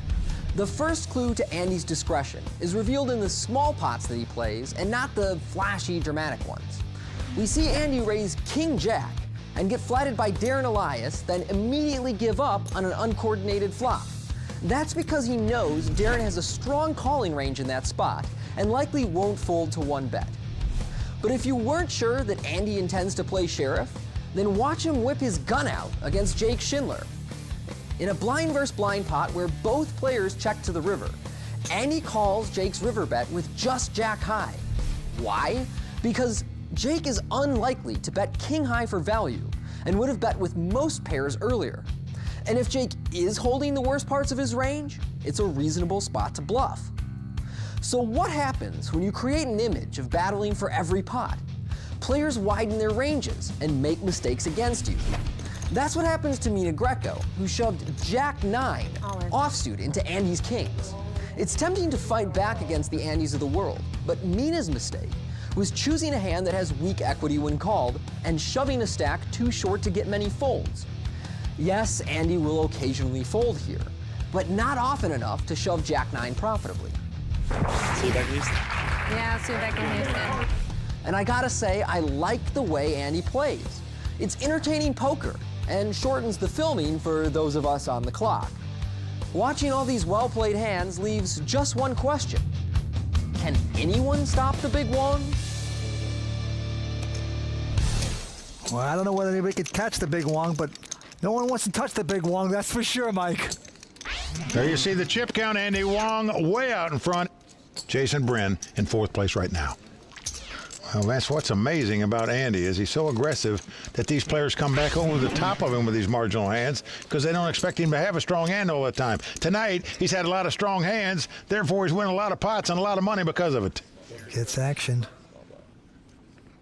On to the next hand. Jason starts his hand with the button. Darren folds. Jason Bryn now with a pair of 6s. I'm all in. And he's going to push all in. Darren folds, Jason moves all in. But Jake Schindler behind him with a pair of 8s. Now, Vince, the guy went all in for $3.3 million. You're never going to think a guy's got aces, kings, or queens betting that much money. He would bet a smaller amount. He would want players. By betting that much, it looks like he's got a weak ace, a small pair. At least that's what it would look like to me. We'll see what Jake wants to do. All in. He's going to go over the top, all in, to get Andy to go out. Andy does fold. Vince, I think Jake calculated that perfectly. Understood the guy had a small pair or a weak ace probably to move all in for $3.3 million. And Jason Bryn, who was once down to 3 big blinds in this tournament, stayed alive to make it to this final table, but looks like the parade's over for him. I was hoping you called with ace-king or something. Loves to coach the kids in sports. Darryl, I'll take 2 6s on the flop, please. Might be the end of the line for him, but you never know. Well, he's asking for 2 6s on the flop. Wouldn't you be happy with just 1? Oh, and 1 does come up. Yeah. Well, Jason pumps the fist. It's not over, though. Jake could catch an 8 to make 3 8s or a 5 to make a straight, which would give him the win. Notice Jason's wife, Megan, just bounced up out of her chair. She drove down from Kansas City to watch her man. He's out in front right now. What a flop for Jason Bryn. Jake has to be so disappointed. He doesn't look like it. He's rolling with the punches. Maybe he'll get lucky on the turn. Here we go. It's an ace of hearts. No luck there for Jake. Jason Bryn out in front, going to the river. Jake needs an 8 or a 5. Nothing else will do. He knows he made a great call pre-flop. He's got unlucky, at least so far. Jack comes off, so Jason Bryn going to double up. And that is just tough luck for Jake Schindler right there. Jake putting the money in. Jason, heart pumping, fist stumping, they're kissing, they're having a good time. Big double up for Jason Bryn, the non-professional at the table. This is what poker's all about. Sucking out? Basically. Sorry for the suck out, bud. You don't have to say that. No, I'm serious. I don't like winning that way. Fair enough. I'll just go on the record, I do. Obviously, I'll take it. I just Good catch. feel guilty. Yeah, nice one. I feel no guilt. Actually, you do feel a twinge of guilt, but you feel glee inside as you're stacking chips. That's all I know. You just never know in this game. Anyone has a shot, as we've seen over the years on the WPT. Well, what you can see by that chip count is Jake Schindler is now in deep fourth chip position in dire straits. Jason with ace-3 will muck that quickly. We've seen him muck several ace-highs here. And Jake raised to 560. He only had 10 big blinds. I'm shocked that he didn't move in. We got a re-raise by Andy, though. Darren Elias goes out. All in. And there's the Jake all in. All in and called. Thank you. So it's a race situation. Jake with the 4s. Andy with the 2 overcards, the ace-8. The last hand, Jake took a horrible beat with 2 8s against 2 6s. And if he loses this race, he's going to be out in 4th place just like that. He's got to be saying to himself, come on, a little justice. Let me win this race. Jake learned how to play poker in high school, he said, while eating pizza, having fun with the friends. Now he's a high roller. He needs some luck, and so far, so good. King 10-7. Yeah, but 2 clubs on the flop, Vince. This gives Andy an ace-high flush draw, so any club would win the pot for him. Uh-oh, it's an ace. So with that ace on the turn, Jake is down to 2 outs. He must catch a 4 on the river, otherwise he'll be out in 4th place. Things turning so quickly for Jake. He needs the miracle right now. Can he pull off the 4? No, it's a jack of clubs. Well, take your hat off to Jake Schindler, Vince. It's the 3rd consecutive cash on the World Poker Tour. He finished 8th in their championship event last year. Dude, I'm sorry about the beat. You did really good. Finishing 4th tonight by being very unlucky in a big pot with 4 players left. So Jake Schindler gonna take home $224,000. Let's go see what he has to say about it. No, I definitely don't feel okay about it, but it is what it is. I mean, my stack was worth like 130K more than what I got, but there's nothing I can do, you know? It's over. And Jake Schindler falls just short of the final lap as he's out in 4th place. Who has what it takes to go the distance? Find out when we return on the WPT. Welcome back to Durant, Oklahoma. We are having a good time at the Choctaw Casino Resort. And while this is the first televised event of the new season, the WPT has been in full swing, hosting poker tournaments around the world. Here in the U.S., we had several WPT Deep Stacks events. First, we stopped in Iowa at the Riverside Casino and Golf Resort. And then it was off to California for tournaments at the Turlock Poker Room, and then the Bicycle Hotel and Casino, before heading to Illinois and the Majestic Star Casino Hotel. And also, right here in the States, we returned to Las Vegas for the very popular WPT 500 at the Aria Resort and Casino, where there was an impressive field of more than 5,000 entries. But it didn't stop there, because we also held a series of WPT national events around the globe with stops at the Bombay Casino in Kazakhstan, the Eurobet Poker Room in Georgia, the Aspers Casino Westfield Stratford City in the UK, Le Creusot Casino in France, the Casino San Remo in Italy, and in Belgium at the Grand Casino Brussels Liège, where Laurent Polito won his 4th WPT national event, setting an all-time record for the most titles won on the WPT National Tour. And speaking of titles, Vince, we've already added 2 new names to the WPT Champions Cup so far this season. Shiraz Nasir, who was the first player of season 14 to join the WPT Champions Club after taking down the Canadian Spring Championship at the Playground Poker Club in Montreal. Then it was off to the Holland Casino Amsterdam, where Farid Yachu took home the first ever WPT Amsterdam title. Congratulations to all the winners. Now, let's get back to the action here at WPT Choctaw. Three-handed action going for a major championship. Andy Wong well out in front with 24.5 million. Both his opponents have just over 5 million in chips. Going down to the money pit, Darren Elias. With the button, takes a look at an 8-6. But that's not going to slow him down. He's going to raise to 350. Well, Jason Brin with the suited connectors of the 9-8 of hearts. He makes the call, and Andy Wong, getting such a good price, makes the call as well. So everybody playing here. Three will win. Three silly hands. Who will get lucky? It's a 7-6-3. Well, Darren's flopped the best hand with 2 6s. Jason with the open-end straight draw checks. Andy checks. And by catching a piece of that, Darren Elias is going to fire $450,000.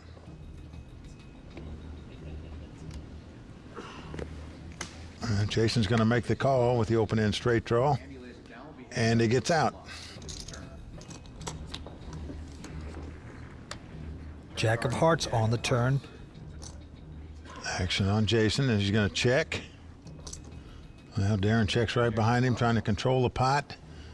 Doesn't want to get check raised out of the pot. Now the queen of spade comes off, so possible flush out there. Will Jason take a stab at it? Wow, he didn't catch, so look at this. A lot of guts. He's going to make a bet. Well, going to be tough to call with just 2 6s here, Vince. The guy did call him on the flop. Really, all Darren can beat right now is some kind of straight draw. And he gives it up. So take your hat off to the non-professional, Jason Brin, making a move on the great Darren Elias there to take down that pot. The family man, the non-professional. Nicely done. Andes are up to 25. Blinds are 1 and 2. Jason Brin, first to act with an ace-8. And he's on the button. You're going to raise in a three-handed poker game with this virtually every time. Makes it 450 to go, Mike. Andy going out. And Darren's got an ace-10. All in. Well, he's moved in over the top. I need a count, please. Jason wants a count. He's got one of those borderline hands to play or not to play. He's been running good. Say that one more time. 2.755. Well, Darren in great shape here. If he gets action. Yeah, call. Wow, and he does get it. Well, we've seen Jason Brin outdraw Jake Schindler a minute ago when he had 2 6s against 2 8s. Can he do it again now against Darren Elias, who has him dominated ace-10 versus ace-8? Big cards. Chop it up. Not greedy, huh? I don't know. I've been sucking out today. Darren Elias went to University of Redlands, majored in creative writing. Doesn't want anything creative to happen here. Here we go. Here's the first 3. And it's a 10-9-7. 10s for Elias, but... Oh, you got the 10. You got a straight. Well, Jason thought that flop was really good for him, and it is, actually, in that he's got an open-end straight draw. Darren, of course, top pair, top kicker. No flush yet. Backdoor flush draw also. 6, jack, 6, jack. So Darren's still the favorite. Here we go with the turn card. It's a king of clubs. I like hitting the river, man. Well, Darren Elias excelled in swimming. In fact, he got a water polo scholarship to college. He doesn't want to drown here in the river, Vince. Can the swimmer tread water? Oh, boy. Will the Kansas man suck out? No, it's a 5 of clubs. So Darren Elias doubles up. Get in, buddy. I think the whole crowd wanted me going. You hear that? This is rooting for the underdog. Winner's going to take home close to $700,000 tonight. Crowd going crazy here at Choctaw. We're coming back for more. There are thousands of reasons to love Club WPT and become a VIP member. Play for a share of $100,000 in cash and prizes every month. That's right. Get in the game at clubwpt.com and never lose a dime playing poker. Guaranteed.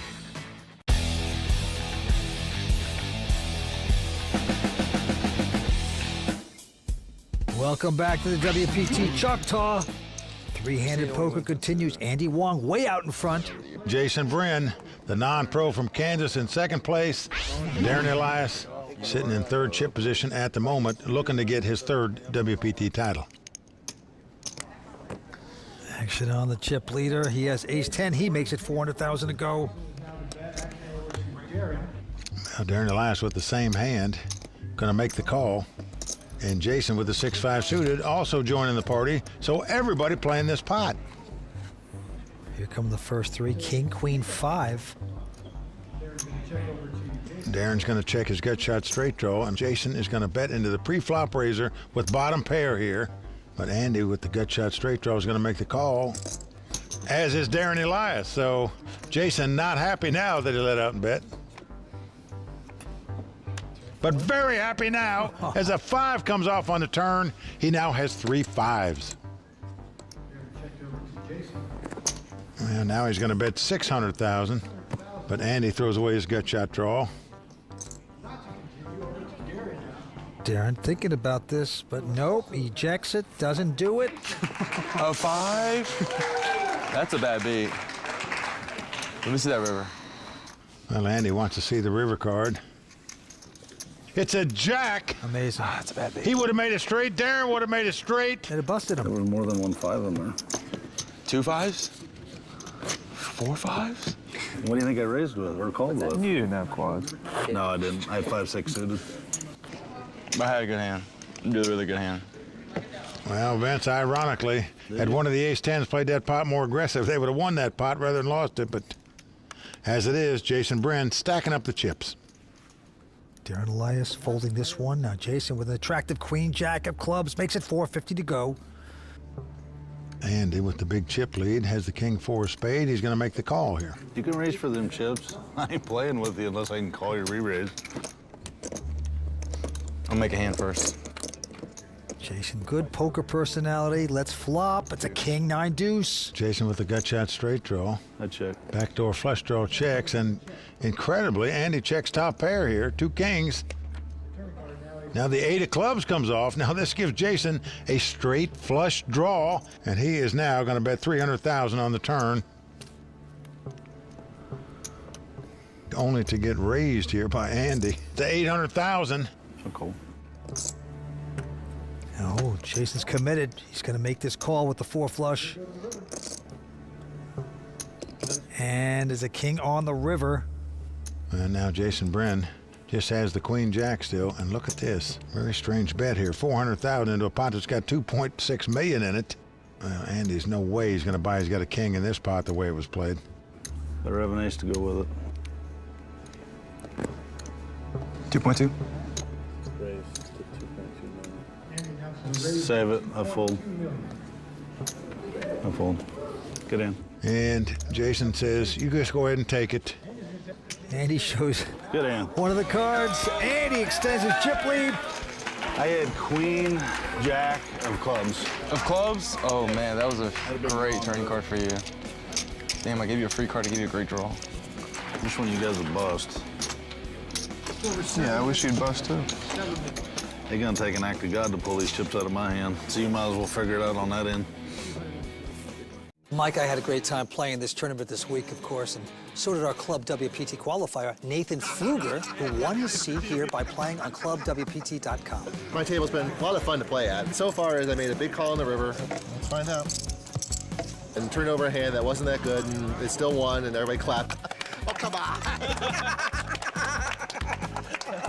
And everybody's been congratulating me, supporting me, and saying, congratulations. Never lose a dime playing poker, guaranteed. I've had a lot of fun. It's been a great experience, and I'm so glad that I won. I'm so glad that Club WPT provided this opportunity to me. Got lucky. Now, Nathan had only been playing on Club WPT for 1 month when he won this fantastic VIP package, and it can happen to you. Head on over to clubwpt.com and sign up today to play for a share of $100,000 worth of cash and prizes every single month. Join clubwpt.com and never lose a dime playing poker, guaranteed. 3 players left fighting it out for this title. Andy Wong in command with over 21 million in chips right now. They're battling for the first place prize of nearly 700,000 here tonight. And the blinds are going up to 125, 250. 2 WPT champions versus a non-professional player. Darren Elias this time with a king 6. Seems to like it. Gonna make it 525 to go. Jason out. Now Andy gonna make the call with a king 3 offsuit. So the WPT champ's gonna battle it out here. Well, 9-6 deuce. So good flop for Darren as he's flopped 2 6s. And it goes check, check on the flop. Oh, when a king comes off, wow, what a card for Darren. He's now got 2 pair, but his opponent has top pair. And he checks. Well, it's just like a caution flag went up for Andy when Darren checked the flop after raising before the flop. Now he bets. 650. Andy calling. Going down to the river. There's 3 hearts out there. Well, a 10 comes off. So possible straights, possible flushes out there. And Andy's going to lead out and bet his 2 kings for $825,000. Andy shifts gears. And now what do you do with 2 pair of kings up with all the possible straights and flushes out there? All in. Well, you go all in if you're Darren Elias. He's going to make a value raise here and represent a bluff where this guy might call him with top pair. We've seen him call with worse. We saw him call with jack high once earlier at this final table when Jake bet him at the river once. No, but it's not going to get the value he wanted. And he's going to fold the hand. Now, Darren's mom very happy, as is his wife Judy, sister-in-law Sarah, their man, raking in the chips. Thank you. Guess I should have just folded the turn. Would that have been too nitty? Oh, no, you had? I had a king. Yeah, I think it'd be too nitty.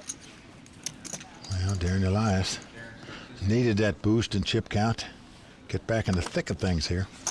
He's got 8-7 this time. Well, he's going to be aggressive. Raise on the button here with the 8 high. 525,000 to go. I raise. And Jason is going to 3-bet it out of the small blind with 2 6s. Let's see how much. $1 million more. Just a little milli more. And he goes out. And Darren calling $1 million raise with just an 8-7. Now, both these players started this pot with about 7.5 million in chips. So it's not like you have a whole bunch of chips where you can just call off $1 million here and there. Flop jack 9-4. Action on Jason. What do you do with 2 6s now? 1.2 million. Well, you bet 1.2 million. Darren has nothing but an inside straight draw. Does he want to speculate here? Well, he's in position, Vince, but still, he only has 8 high. Going to cost him another 1.2 million. He's only got about 6 million in chips, but he makes the call. And Jason just stares at him. What do you got? Are you slow playing me, partner? Darren catch? No. A nothing card, 3 of spades. You're sitting in Jason's seat. You are worried about that call on the flop and pre-flop. All in. Well, look at that bet. Darren Elias has moved all in here on a stone bluff, folks. He does have the gut shot straight draw, but just an 8 high. Well, he just figures if Jason had a jack in his hand, he would have let out. Or if he had an overpair, obviously he's going to bet it. He's figured this out beautifully to try to shake this man from Kansas loose. Just doesn't think he could stand the heat after he checked here on the turn. He's going with his gut, Vince. $4 million. Wow. Well, Darren hoping he's got ace queen or a small pair where he's going to abandon ship here. Bad thing is I just don't think you're bluffing. Because you don't play like him. Good hand. Oh boy, he's gonna lay this down. I'll ask to see it one time. I've been showing mine. Oh. Oh my goodness. Jason, be careful what you ask for. Good hand. I can't tell you, I almost called you. That is knowing your player. Great play by Darren Elias. Now that gives you a glimpse, folks, why the guy's one of the best in the world. Not afraid to bluff all his money off if he thought he can get away with it, which he did. You lying son of a bitches. That will end our second hour of coverage from Durant, Oklahoma. Be sure to join us next time when we will crown a champion at WPT Choctaw. For Mike Sexton, Vince Van Patten, Tony Dunst, the Royal Flush Girls, and everyone at the World Poker Tour, I'm Lynn Gilmartin. See you next time on the WPT. I don't understand what this is for. The World Poker Tour is sponsored by ClubWPT.com. Never lose a dime playing poker, guaranteed. Tonight, there will be a champion at WPT Choctaw. Feeling like $1 million. Which one of you guys would bust? Yeah, I wish you'd bust too. Tonight in Oklahoma, 3 players remain, but only one will become a champion. Hi everyone, I'm Lynn Gilmartin. You're watching continuing coverage of WPT Choctaw, the first televised event of season 14. Joining me to call the action are 2 champs in my book, Mike Sexton and Vince Van Patten. Well, Len, it's just been an amazing final table so far, and virtually it could come out where you could write a movie script about it. The 2 guys that came to the final table as the 2 chip leaders are WPT champions. Andy Wong is still the big chip leader with 3 left. Darren Elias is going for his 3rd WPT title. But the 3rd guy here is a non-professional player from Kansas who's playing in his first ever WPT event. Here he is with 3 left fighting it out for this title. He is right out of Smokey and the Bandit, a good old boy wearing alligator boots. He likes to fish, he likes to hunt, and right now he wants to hunt these guys down and take home this WPT title. Lynn, this is fantastic. Thanks, guys. Play's about to start back up, so let's get down to the table. Now let's take a look at the club WPT chip count. You can see Andy Wong well out in front with 18.8 million. Darren Elias in 2nd, and the non-professional Jason Bryn in 3rd place right now. Winner's going to take home close to 700,000. The antes are 25,000. Blinds 125, 250. Action on Andy Wong. Yeah, Andy, the chip leader, going for a 2nd WPT title tonight. Going to raise it up here to 500,000. Darren Elias, 2-time WPT champ, goes out, and now non-professional Jason Bryn going to make a call with King 3. Here comes the flop. Now flop Queen 3 deuce. So Jason flops 2nd pair and checks. Andy with the gut shot straight draw and a backdoor flush draw is going to bet here 500,000. Quick call by Bryn going to the turn. And a 7 comes off. Check. And again, Jason checks. And again, Andy is going to bet, this time 900,000. With 6 high. Just trying to roll through this, but ooh, this man's getting a little stubborn. He's going to make the call with the 3s. Good call. Getting expensive, going to the river. This might be it.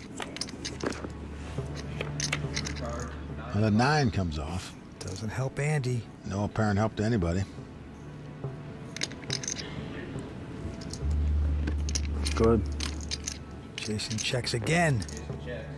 I don't think I can fold, so put him in. I don't think I can fold, put him in. When a guy says that, you're going to bet, Vince. Yeah. And of course, Andy knows the only way he can win this pot is to bet at it. It's impossible to win a checking. Well, virtually impossible. And he is going to bet, and bet big. Call. You win. Jason calls. He didn't even know what the bet was, Vince. He just said call. With bottom pair, let's get it right. He's bragging because he should be. That is going to throw everyone off. That part my fault? That was frustration. That was a you got me to call out. I ain't folding any pairs now. I see it. Why didn't you bet more? Well, you heard Darren Elias saying, was that my fault that he called there with the 2 3s because he bluffed him out of a big pot earlier and showed him the cards. You lying son of a bitches. Well, Vince, you got to say one thing. Jason's determined he's not going to get pushed around and get robbed by these guys anymore tonight. Andy folds his hand, has to get away from the table, take a breather. He is just infuriated. They're all mesmerized by Jason right now. Darren Elias with King 10 has raised it up. 625,000 to bet, and Jason with a 7-10 of diamonds wants to see a flop, so he makes the call. He's been drinking. That's why he's got all this liquid courage, all that courage now. You should have known that before you made that last bet, Andy. Yeah. Here we go with the flop. They call you light, why bluff? Oh, look at this. What a flop for Jason. He's flopped a flush. Unbelievable. His opponent drawing dead already after the flop. Darren's going to wisely check. And it goes check, check. Now the board pairs 8s. Well, Darren's going to check again. Jason flopping the flush, puts in a little bet there of $500,000. Darren Elias is making the call, out of position, and can't possibly win the pot. Well, a 7 comes off. That means any combination of straights, even if he had nothing, is going to beat Darren now. Darren's going to check again. 900. And a $900,000 bet from Jason Bryn. 42-year-old family man, non-professional, out of Kansas, praying that he's going to get a call by the great Darren Elias. That's just remarkable. This is Jason Bryn's first ever WPT event. Here he is at the final table. You're smart. You're very smart. Wife Megan, very happy. Show. Honey, they want me to show my hand. Should I show them? Well, we were showing you. I do owe them one. You can flip those. He's an honorable man. He wants to show them the cards. Darren loves seeing that. Told you, it's not getting in there unless I'm winning. But I might fold some winners once in a while. I'm definitely not a professional poker player. I am a family man. I grew up on the farm, basically 20 miles from the next human being. When I'm not playing poker, the outdoors takes up the rest of my time. We spend a lot of time at the lake with family and friends. We tube, go fishing, and all of that takes precedence over poker most of the time. I got my wife, Megan, she's here with me, so I got a one-woman cheerleader today. Yes. Woo! Go, Jace! Well, Jason said his uncle, Lauren Newell, is a poker legend back where he lives. That's who taught him how to play. He's dedicating this tournament to him. And he's going up to 50,000. Blinds at 150,300 now. Oh, that's expensive. All right, I'm gonna have to bluff this. I need this 300 back. Action on Andy. He's got a pair of 6s. And he will raise to 600,000. Darren Elias looks down at 2 10s. Pair versus pair. Well, you know he's going to raise with this hand. Just a matter of how much. Well, 1.55 million is now the bet. Jason Bryn with a nothing hand. Everything's going right. Well, just posturing. Pot's been raised and re-raised. You're just wasting time. He does fold. Back on Andy with the mid pair. He's going to make this call, of course. So here we go, pair. Up against pair. Oh, wow. Andy has outflopped him with 3 6s. Now, the ace may save Darren from going broke in his hand. If it had come 9 6 deuce, there would have been no saving him. Action's on Darren. He's going to make the continuation bet of 1.3 million. Now it's just a matter if Andy raises it or just calls in hopes his opponent keeps betting. Well, he just calls it. Of course he just called it. 3-handed poker, flop a set, walk your dog. Queen of diamonds on the turn. Yeah, Vince, as you like to call it, the okie dokie call. Now Darren's going to slow down wisely. Checks it. Yeah, when a guy calls, he's either got a straight draw, flush draw, or 2 aces, a weak ace. Check, check. I like the check behind him even. Well, Darren might think his 2 10s are the best hand now. 4 spades on the river. He's going to check again.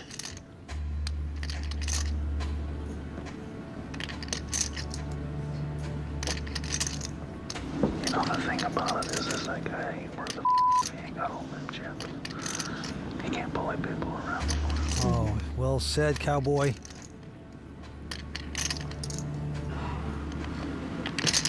All in. All in. All in bet. Well, I am shocked at that bet. It's so much that Darren just might not want to call it. Darren still got 4 million left.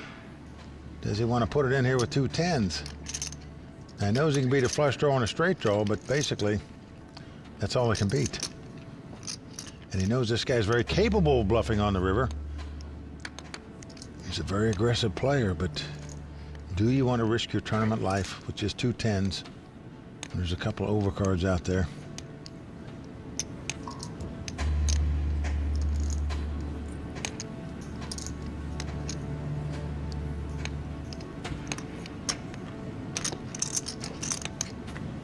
I'm gonna call the clock. That's been 2 minutes, bud. Okay. Well, Jason says he's going to call the clock here.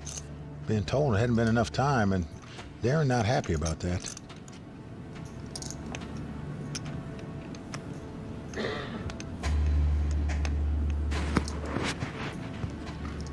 Now look at what Andy's doing. He's putting the hand over his eyes like he can't take it to tell whether it's going to work or not. We will see. He's trying to induce a call. It's the classic tell, Vince. If you're trying to look weak, you're usually strong, and that's the case for Andy here. We saw Darren move all in for all his money a while ago to take the pot away from his opponent. Now, would he make a hero call here for all his money? And Darren Elias picks up on it and gets out of the pot.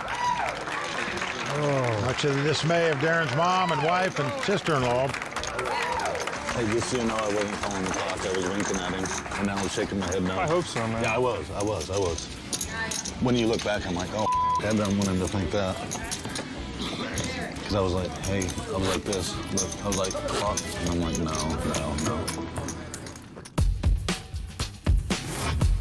Tonight's episode is sponsored by U-Blow, the official watch of the World Poker Tour.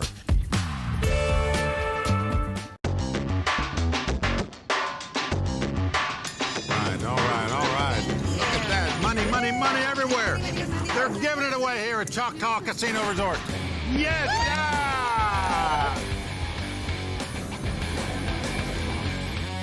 2/8, everybody wins! We're gonna win. Folks, if you ever get to Choctaw Casino Resort, you need to come. It's amazing property. But check out WPT Heads Up Hold'em. It is a lot of fun to play.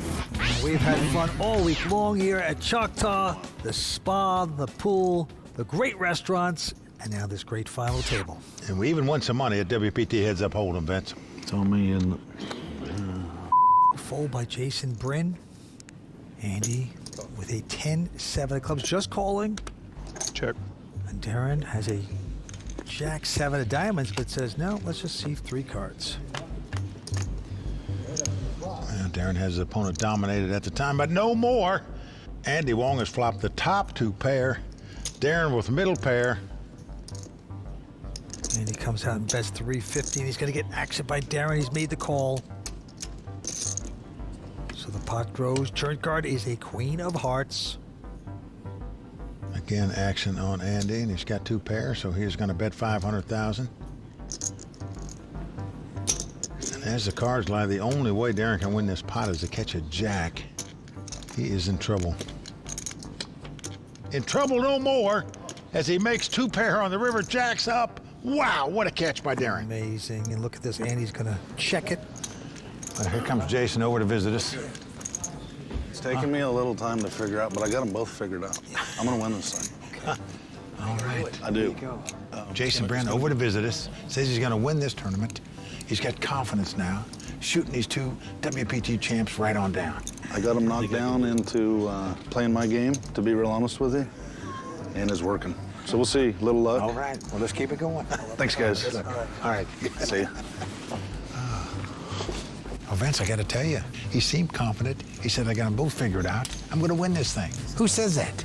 Just like the Joe Namath of poker. All in. And Darren is going all in. That's 3.3 million is the bet. And he knows the guy could have a straighter, bigger 2 pair now. He thought he had a good hand with 2 pair. No more. And he gets rid of it. I bet you just wonder if Darren made the same mistake Andy made a minute ago, betting too much on the river where you don't get paid off. It's taken time for me to learn how to keep my composure. When I first started playing, I was a little more heated at the table, and I didn't have my emotions under control, but you really have to keep an even keel to have the chance, I think. My father coached football in the SEC, and has always been a man of few words, so I've kind of modeled myself after that and let my actions speak louder than my words. When I work in my game, I would guess it looks a lot different than most people. It's just me sitting there in silence thinking about hands going over and over again until I figure out what I should have done or if I made a mistake. It would be amazing to win a 3rd title. To have my family here, I mean, it would be a dream come true. Well, Dad can be proud, I can tell you, because Darren learned that lesson well. Let your actions speak louder than words. Darren does that. Yeah, he's on some run here on the World Poker Tour. Darren Elias, 2-time WPT champ, Going after his third title. Back down to the felt. Andy with a pretty decent king-queen. It's your turn to raise, Andy. Don't have to give incentive to Andy. Good advice. Raise. But he does raise 600,000 to go. Darren has a pair of deuces. Hold on. Raise. He is going all in, 4.6 million. So this is a 4 million raise. Darren. Good time to do it when you have a little pair. Tough to call unless you have a monster. Now Jason with an ace-9.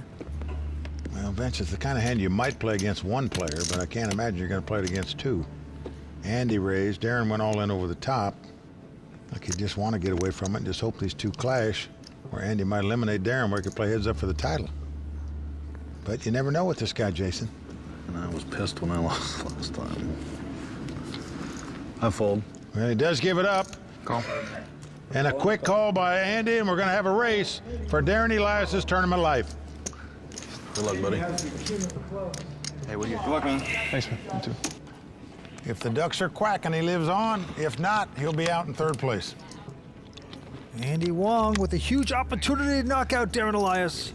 Darren, if you weren't my opponent, I'd be right there for you, man.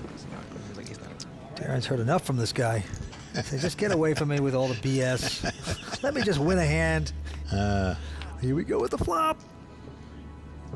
And the flop is a jack, 3-5. That is safe for Darren so far with the deuces. Four-sider. Andy looking for a king or a queen, 2 runners to make a straight, 2 runners to make a flush, but he needs help. Ace of hearts. Andy now has a straight draw as well as the 2 overcards, so a 10 would win it for him, as well as a king or a queen. It's my fault, Andy. It's my fault. Oh, yeah. Ace-9. Jason would have hit aces, of course. Darren's still a 3-1 favorite with 1 card to go, though. Can Darren hang around? Let's take a look. It's a 7 of diamonds. So the Ducks hold. They are quacking. Darren Elias still alive, Vince. Much to the delight of Darren's fan club. Good job, buddy. That ace-9. Oh, you know what? But I got Gizmo to act after me here. I don't know what that is. They're quacking. Okay. I'm glad for you, man. Not really, kind of. Would you like anything to eat? Like, yes. have a provolone sandwich? Whatever's ready, because we have break. The turkey and the provolone's ready. Okay. Turkey better? What's provolone? Cheese? Choctaw welcomed Club WPT qualifier Steve Jensen with open arms. And although he's been playing poker for years, this was Steve's first WPT tournament, and he was beyond impressed. I've been playing on Club WPT for about 2 years. I am ready to go. I've been very happy with the results. I think my play has improved considerably. Wow. Have you ever seen a poker venue like this before? This is amazing. On Club WPT, you have the potential of getting something that is really cool. Go Club WPT. It was a great experience. There was a party down at Pool. Aloha. Not only have I danced with the Royal Flush Girls, but also with Mike Sexton. Okay, how many guys can say that? I'm going to continue to play, and I hope to win another tournament. I know it's possible, and I hope to do it again. Yeah, Steve loves playing on ClubWPT.com, and why not? And you too can play for $100,000 worth of cash and prizes every month, including seats to an upcoming WPT live event. And who knows, maybe you too can hula dance with Mike Sexton. All right, let's get back down to the game. Vince, who would have thought it right now that David is slaying the 2 Goliaths at this table? Andy Wong and Darren Elias, both WPT champs, are sitting in 2nd and 3rd chip position. Jason Brin, the non-professional player, out in front. And the Andy's at 50,000, blinds at 2 and 400,000. Action on Andy. He's got an uneventful 8-7. He just took a big blow that last pot. He doubled up Darren Elias, but he limps in here. Darren Elias makes the call of the small blind, and Jason said, okay. We'll see a free flop here, and it comes 8-6 deuce rainbow. Darren with the open end straight draw is going to lead out and bet 650,000. Jason's got just ace high. He's going to go out. Andy with the 8s, just calling.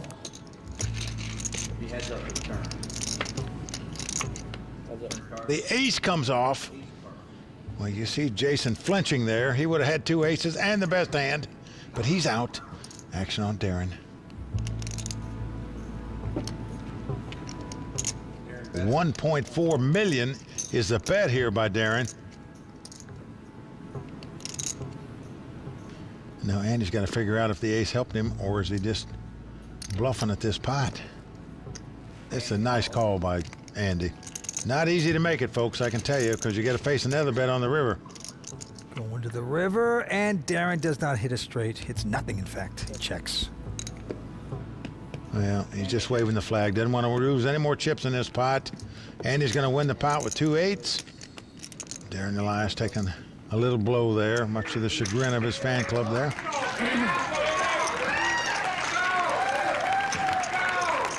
And there's Andy's fan club.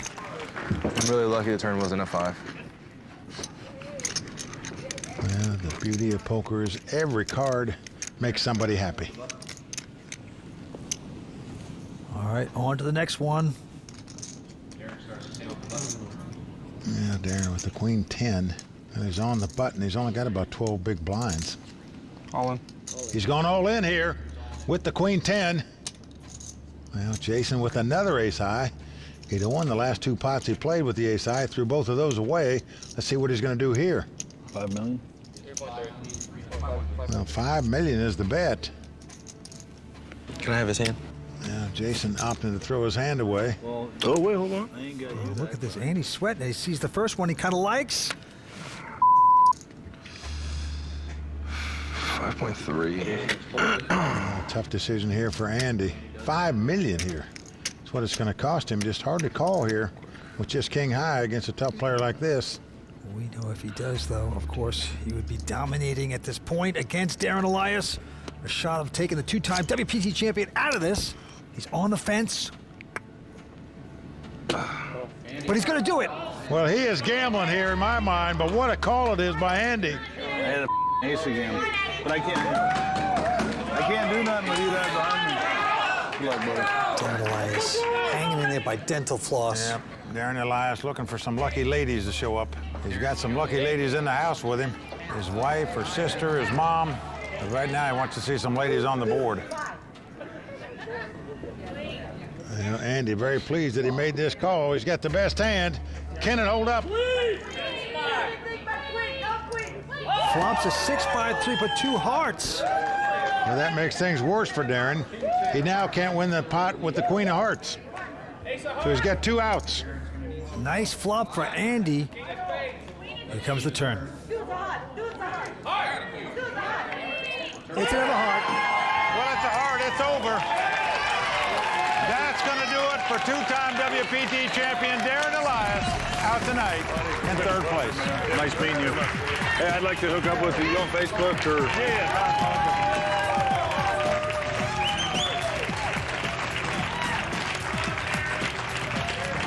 Darren Elias out. Going to take home $303,000. Always great to watch. Let's go talk to him.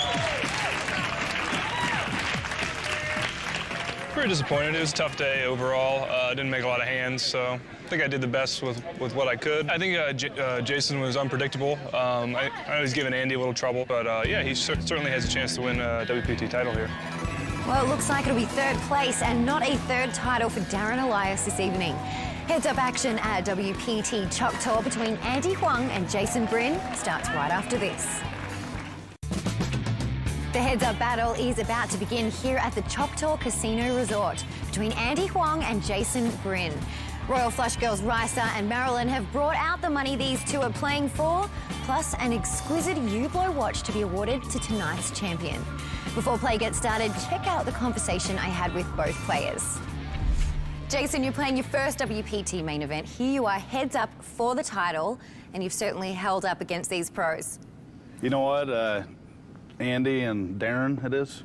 I won't lie, I stoked up some conversations with them to break some ice, and to be honest with you, it was like a home game. Andy's a great guy. We've been talking. Darren, I met him on day 2, and I wished him all the luck then. He had a huge stack, and both of them the nicest guys I could ever ask to play with, so it's been real cool. Awesome. Well, good luck. Thank you. He's been chatting a lot at the table, hasn't he? At first, it was a bit annoying. It was getting on me, but I'm okay now. Okay, you've gotten used to it. Yes. Do you think it's part of his strategy? I'm not too sure. If it is, it's a good one. All right. Well, good luck. Thank you. Well, there you see the chip count. Andy Wong out in front with 20.6 million. Jason Bryn, 14.6 million. The Andes are up to 75,000. Blinds at 2,500. Let's go to Andy's hand. He has a pair of queens. And he is going to raise it to 1 million. I call. Can David slay Goliath? He's going to try. Makes the call here with the 10-3. Well, flop comes 6-5-4. Jason with the open-end straight draw checks. Andy with 2 queens also checks. That's a bit surprising. Now a deuce comes off, gives Jason the straight. And he's going to check. And again, Andy Wong checks. It's like radar's up for him. Jason going to check the straight again. If a guy checks to you 3 times, you have to bet 2 queens here. He bets $1.4 million. You get 7-8. Well, then I win. Jason says if you got a 7-8, Andy's shaking his head no. And Jason making the call saying, well, I win then, and shows him the straight. That's shocking. He didn't raise with the straight on the river there.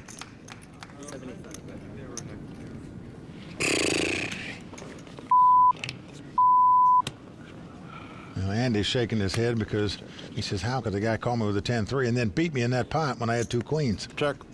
Yeah, it was very strange how that hand was played, I must say.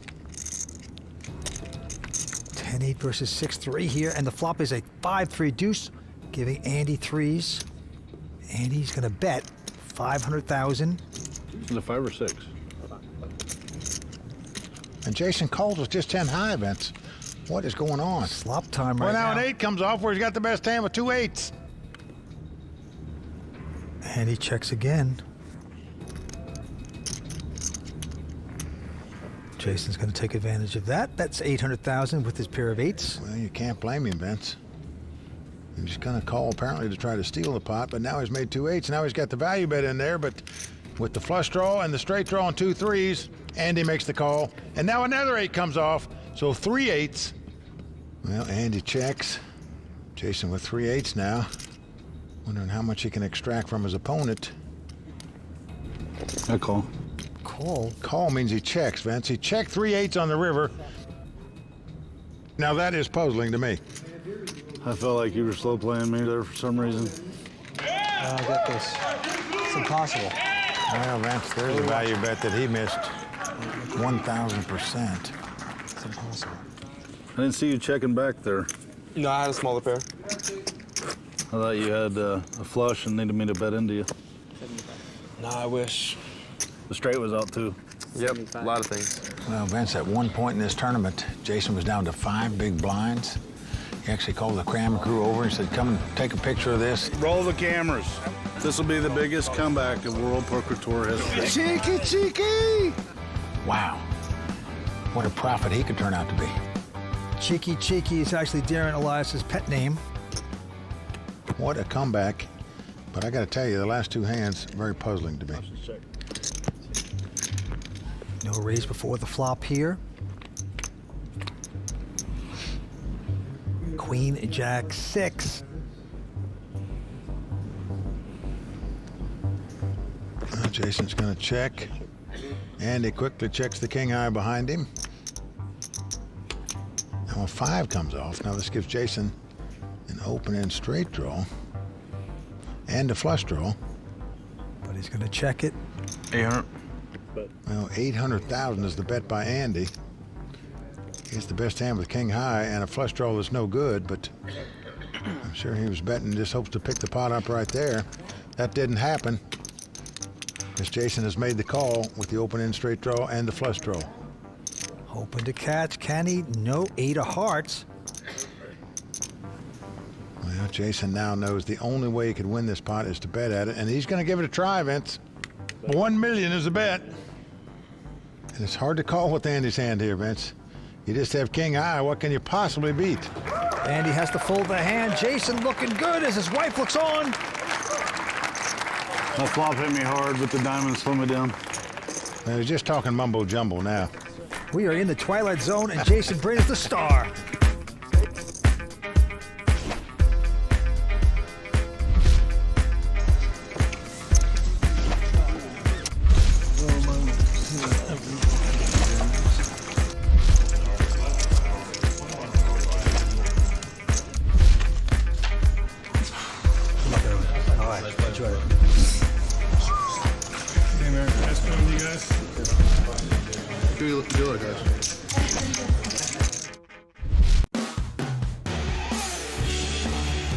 Welcome back to the World Poker Tour.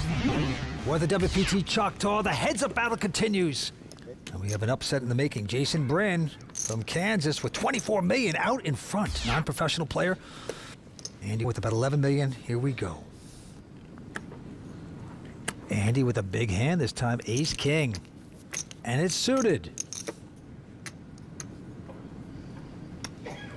And he will raise to 1.2. The blinds are 3 and 6.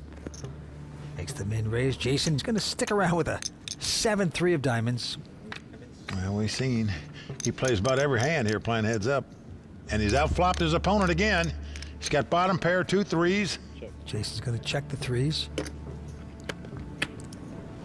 Oh, Andy, well aware those middle cards could hit his opponent. Yeah, he's losing confidence. He's no continuation. Here comes the turn. He hits the ace, though.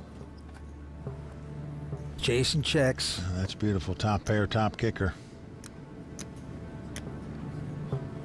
And he is going to wager here 1.6 million.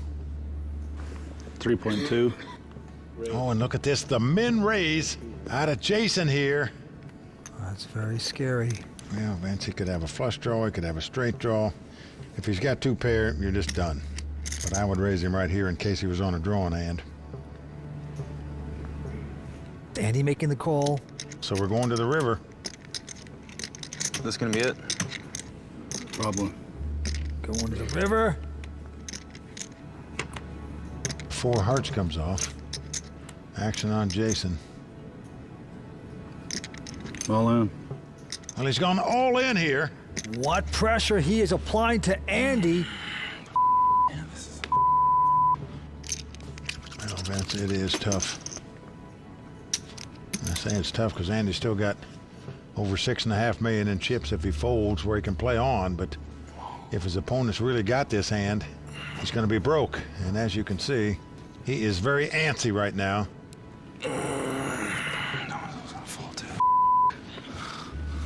Well, Vance, that's why I say you should raise on the turn with this hand. If he's got you beat, he just got you beat. Good luck to him. But now he's got a chance to get outplayed here.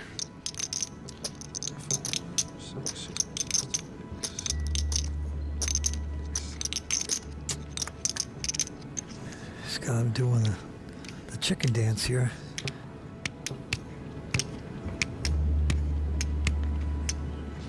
Yeah, he'll never be the same after this. Oh, Vance. Oh, I hate to see it happen. Oh, get ready for the straight jacket. He's gonna lay this down. He laid it down. Vince, he should have just made a step down. Look at this. Jason's gonna show him. Oh. Well, he has sent Andy to La La Land now, Vince. You're right about that. The guy just can't believe he would get fluffed by a carpet man from Kansas. He swept the floor with Andy there to take down that pot. Nice hand. Thank you. You had an 8 or 9? What did you have you wouldn't call there? Oh, Vince. Jason's gonna make him talk about it. I thought for sure you were calling. Why'd you move in then? Because I figured you would fold and try to figure it out a different way than go in right there. But you just told me you were for sure I was going to call. Usually when someone stands up, they're not folding. Nice hand. Andy, don't make it worse by talking to the guy. That was sick. What a turnaround. What poker we're seeing by the non-pro.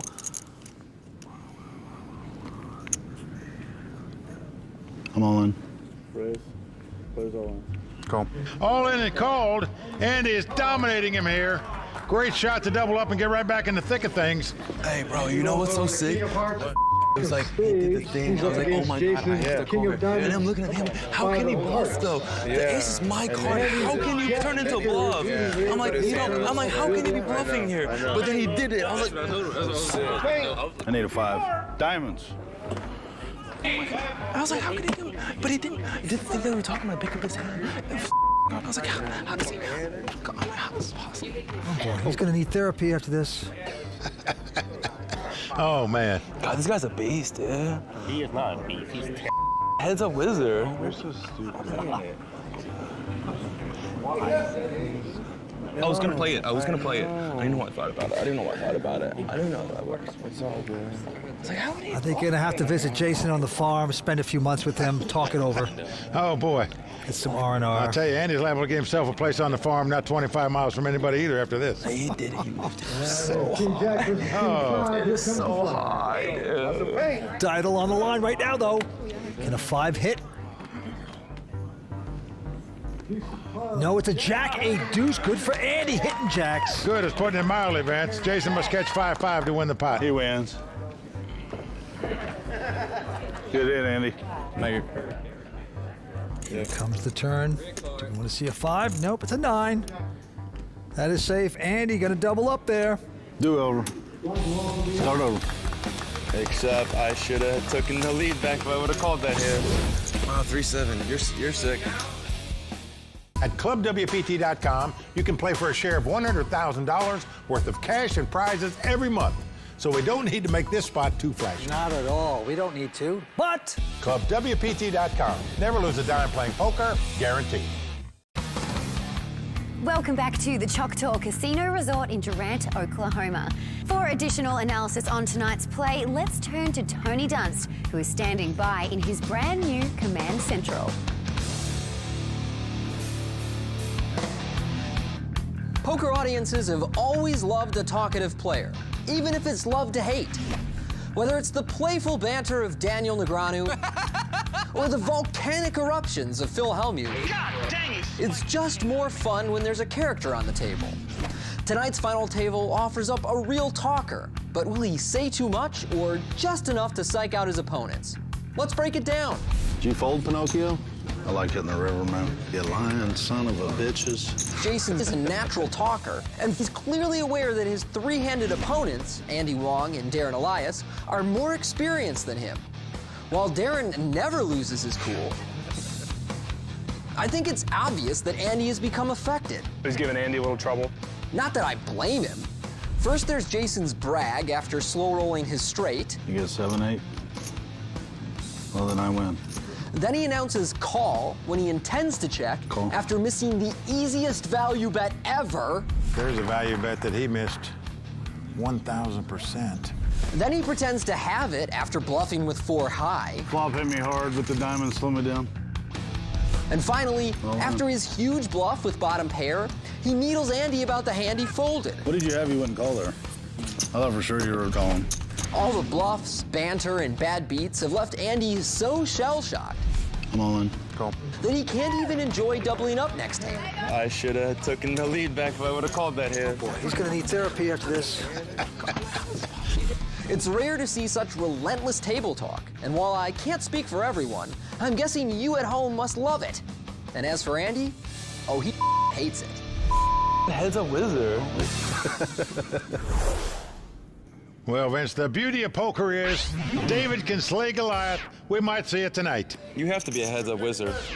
What's that? Heads-up specialist. I know, that's what you are. Heads-up specialist in disguise. Mag, what's chip counts? 22-13. Well, the carpet man being called a heads-up wizard. And the Andes are up to 100,000. Blinds are 4 and 800,000. 1.6. He's going to raise it to 1.6 million. I'm all in. Jason gonna go over the top with king high. What a bold play this is by Jason. That's 13 million he could be giving this guy if the guy had a real hand. He's got a hand, but not the kind of hand you want to put 13 million in. He gives it up. So power poker by Jason Bryn wins him that pot. Big slick. I had a really good hand. See, Jason's gonna lie about it too. Oh boy. One I wouldn't have folded for playing cash. That's why people play poker, because you get to lie. You don't have to show your hand, you have to tell them what you really had. All in. Well, just strictly big bit poker now he's playing, Vince. Call. And he's called it with Queen Jack. Andy about a 3-2 underdog. A little bit of Uncle Tilty perhaps there with Queen High. I don't need a king, I just need him to dodge his. He just decided, I've had enough of this carpet, man. 8, 9, 10 hearts. In the one timer. And here we go with the flop mic. Title on the line. Flop is deuce 3-4. So far, so good for Jason. He's out in front with King Eye. I'm gonna just go congratulate him right now. Yeah, you can see Andy just leaves Destiny's on the side of Jason. Let me just take off my headset now here. Doesn't feel like he's going to draw out. I don't want to watch this. Jason started this final table in 5th chip position. When there were 4 left, it was 3 very top pros. Turn cards 5 of hearts. No. Well, Jason shaking his head no because he knows an ace or a 6 would give his opponent a split pot and keep him alive, so he's got 8 more outs to stay alive. Needs a queen or a jack to win the pot. Jason 1 card away from becoming a champion on the WPT. Here's the last card. It's a 10 Jason Bryn has done it, folks.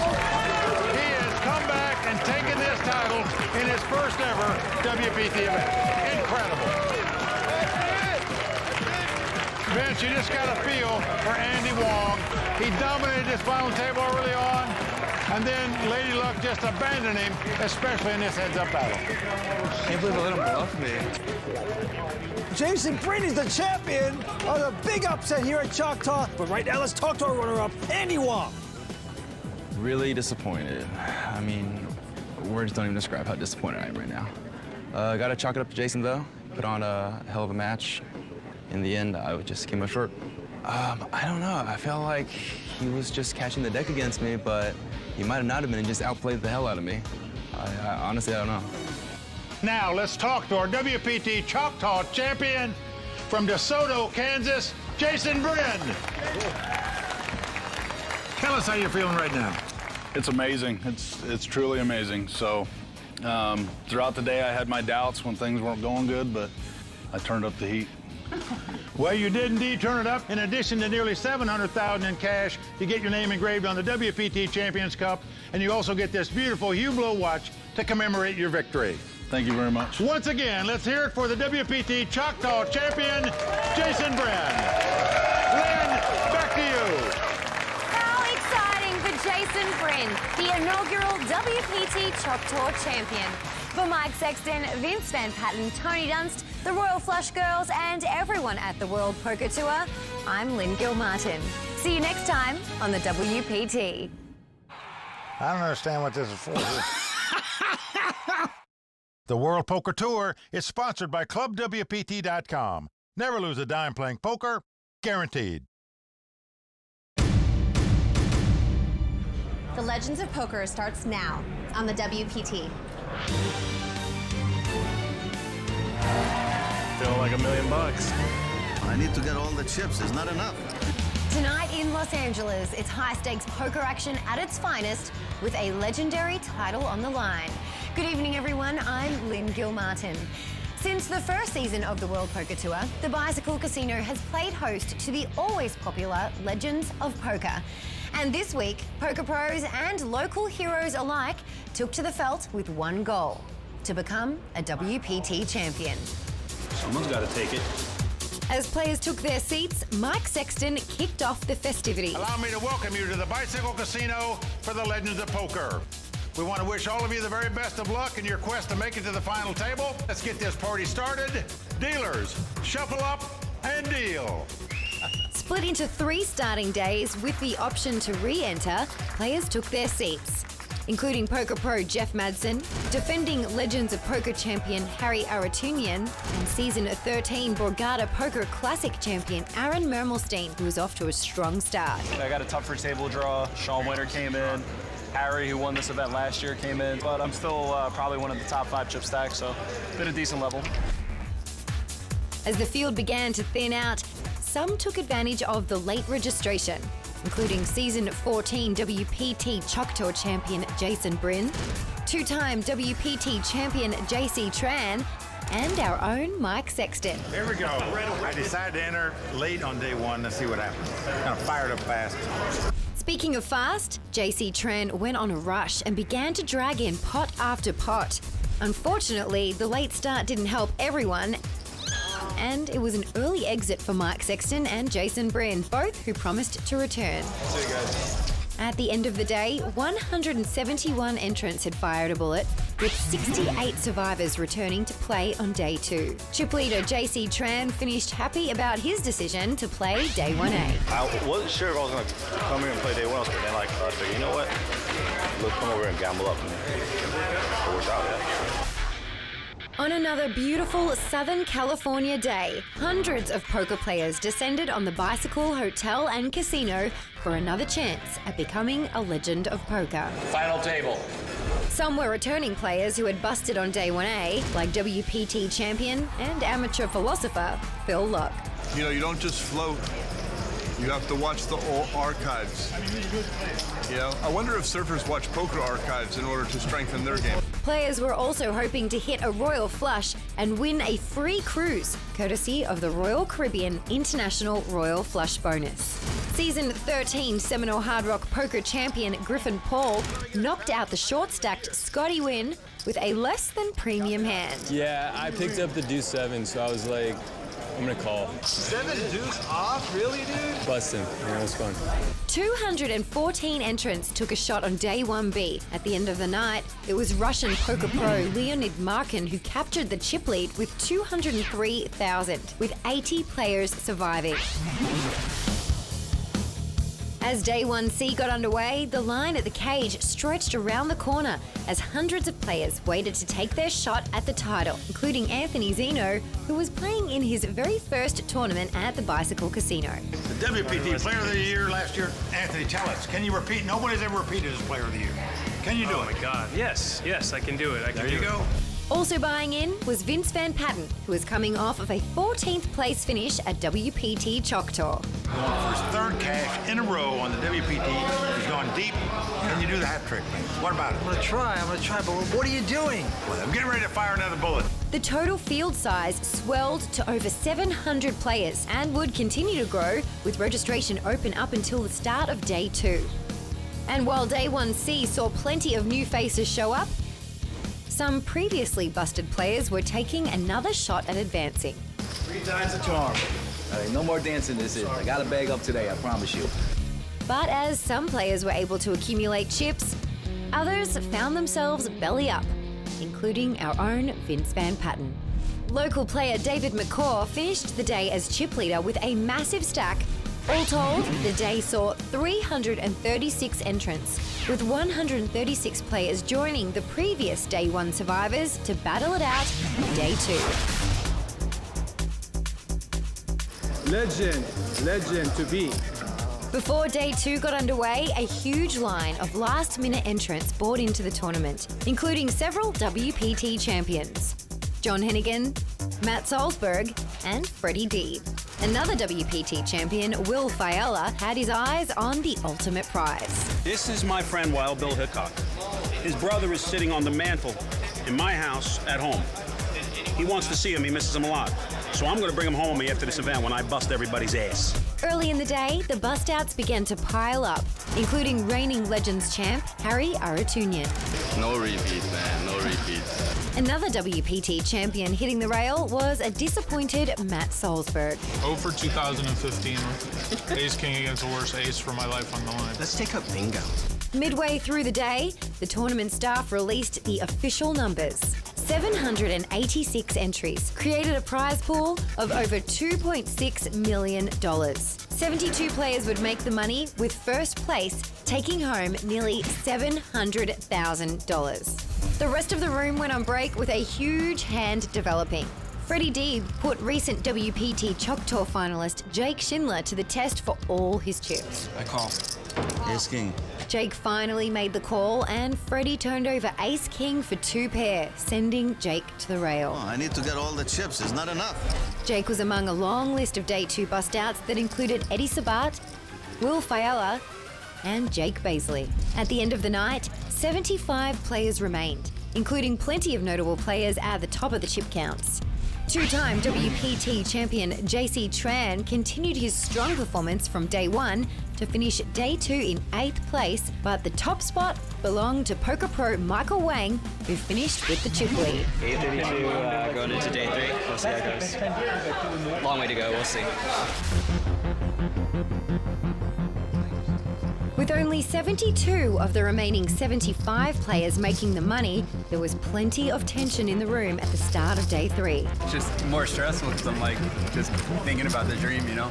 The #1 finish, that's it. WPT champion Aaron Mermelstein, in line for his second WPT cash, shared his thoughts on how the day would play out. I think it's going to be pretty tight for the first couple levels because it'll probably be a good amount of time before we actually get into the money. So it'll be interesting to see the dynamic before the money bubble. But there would not be a long wait for the bubble. One quick bust out was followed by a double elimination when Arkady Onikel knocked out past WPT finalists Tim Anders and Frank Rusnak. The money bubble burst so suddenly that the first player to cash, Casey Nam, almost left the room before collecting his winnings. I thought I was bubble point. With everyone in the room in the money, the bust outs began to pile up. They included day 1 seed chip leader David McCaw, Next time. Season 7 Legends of Poker runner-up Amit Makija, and tour regular Steve Buckner. Yeah, just when you lose full house over full house, it's not real fun. But it is what it is. I did the best I could. In his lucky blue shirt, Corey Hochman built up a huge stack. And while the field included plenty of famous poker players, there was another famous face in the field. Actor Bill Fagerbakke, star of the hit sitcom Coach and the voice of Patrick on SpongeBob SquarePants. To matriculate your way through this kind of field, it's a daisy chain of controlling your error as much as possible and trying to take advantage of any, little thing that you can. The room got a little quieter with the elimination of good friends James Calderaro and Ray Khartoumi. I had a lot of fun today. We have a good time. We'll see you in Borgata. Caldo and I. Final table, me and Ray. That's a prediction. Borgata. One more coming up.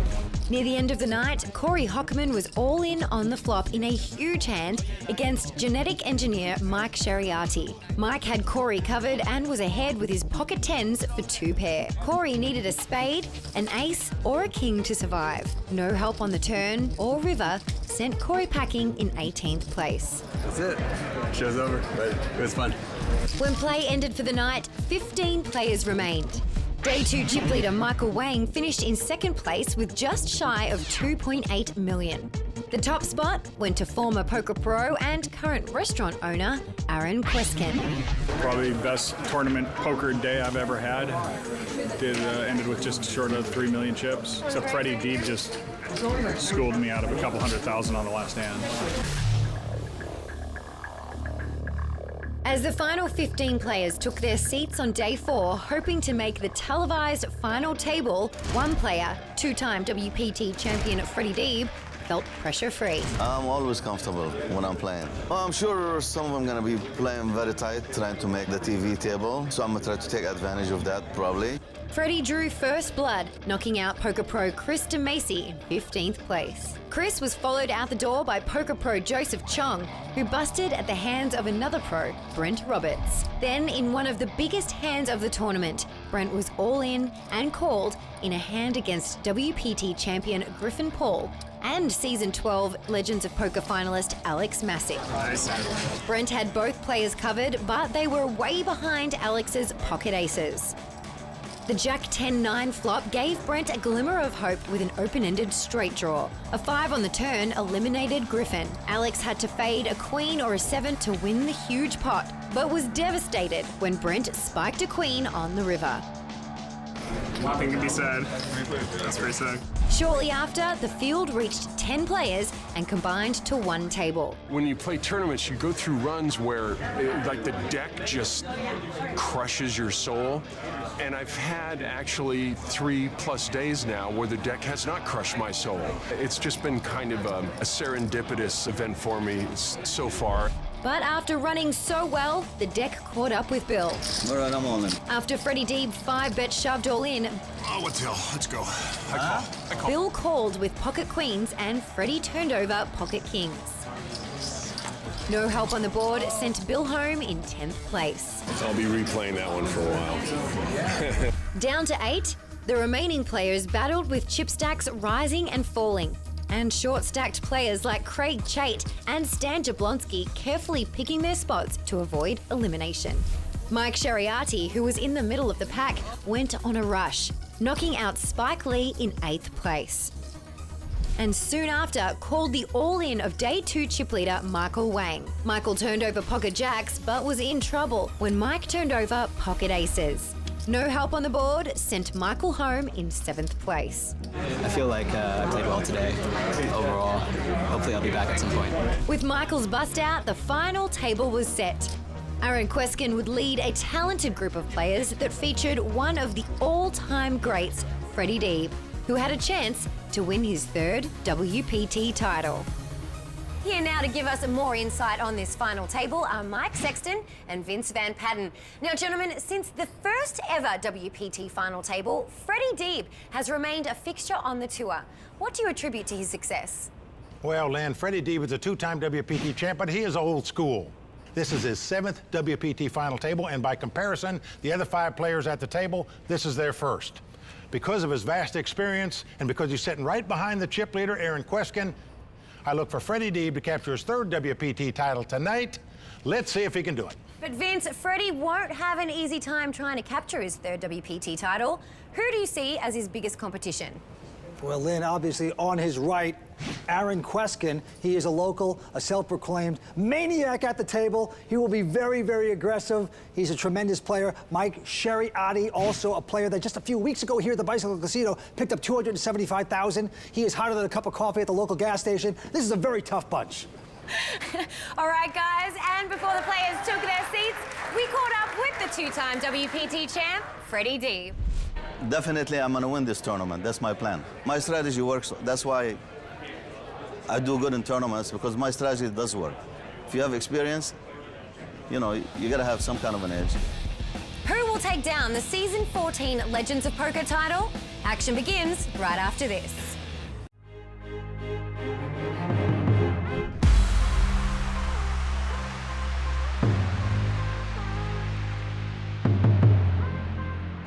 Winning this event would be really special. I get my little plaque on the trophy next to Doyle Brunson's. That would be pretty badass. I'm happy just to be at the final table because this is tough. Probably play ABC for a while, and if that doesn't work, I'm going right to D. Plan today is to make it to the top 5 and then survive one at a time. I feel great. As long as I don't beat myself, whatever result comes, whether I finish 6th or 1st, it's been a great ride. A win would be incredible. Be the best poker accomplishment I've had if I could win this. So I'm excited about that. I should win this tournament, I think, unless I got real unlucky. It should be an easy tournament to win. I don't think anybody's there that's real risky for me, unless I got very unlucky, or if I make a mistake. Well, here we go, Mike. It seems like yesterday that 14 seasons ago, Freddie Deeb was sitting at our table on our first tournament ever. Well, you're right, Vince. Here it is, 13 seasons later. You and I are still in the booth, and Freddie Deeb is still making WPT final tables. All right, they are shuffling up the cards. They are about ready to fly. Let's go down to the felt. Well, there you see the club, WPT.com chip count. Aaron Kweskin out in front with nearly 7.7 million. That's what they're playing for. The winner tonight taking home $675,000. That's right. Andy's 10,000. Blinds are 40 and 80 at this point. There's the beautiful Hublot watch the champion will get. Action's on Brett Roberts. Tough pro out of Brooklyn. He quickly folds. Aaron Kweskin out as well. Now over to Freddie Deeb. Two-time WPT champion Freddie Deeb with a king deuce. What's he going to do? He is going to raise it. Well, Freddie is never the guy to wait around for aces and kings to play. He plays the 2 king. Stan Jablonski out, and now Mike Shariati. He's going to call with a queen jack. Craig Chait not going to play. So we have two-way action, Mike, in the very first hand. You're going to clown me all day. Here's the flop. Oh, nice flop for Mike. He's flop top 2 pair. Well, Freddie makes a good check here. No continuation bet. Very well done. And Mike is going to bet a 335. So all those guys that think the continuation bet is automatic, wrong. Freddie just sensed that flop hit his opponent. He was right. Now Mike Sciariotti got in this tournament through a $400 satellite. Takes down hand number one. Well, Vinci not only plays good poker, but he's a genetic engineer. He has degrees in molecular biology and biochemistry. That's pretty impressive. Stan Jablonski now out of Bullhead City, Arizona. He's a business owner. Has been for 25 years. He goes out. Mike now looking down at a queen nine after taking the first hand. Nope. You gotta play the rush, man. You can't fold. 3 in a row. Huh?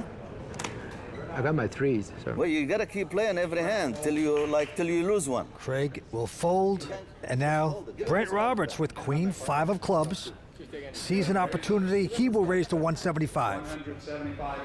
And now Freddie Deeb with a pair of kings.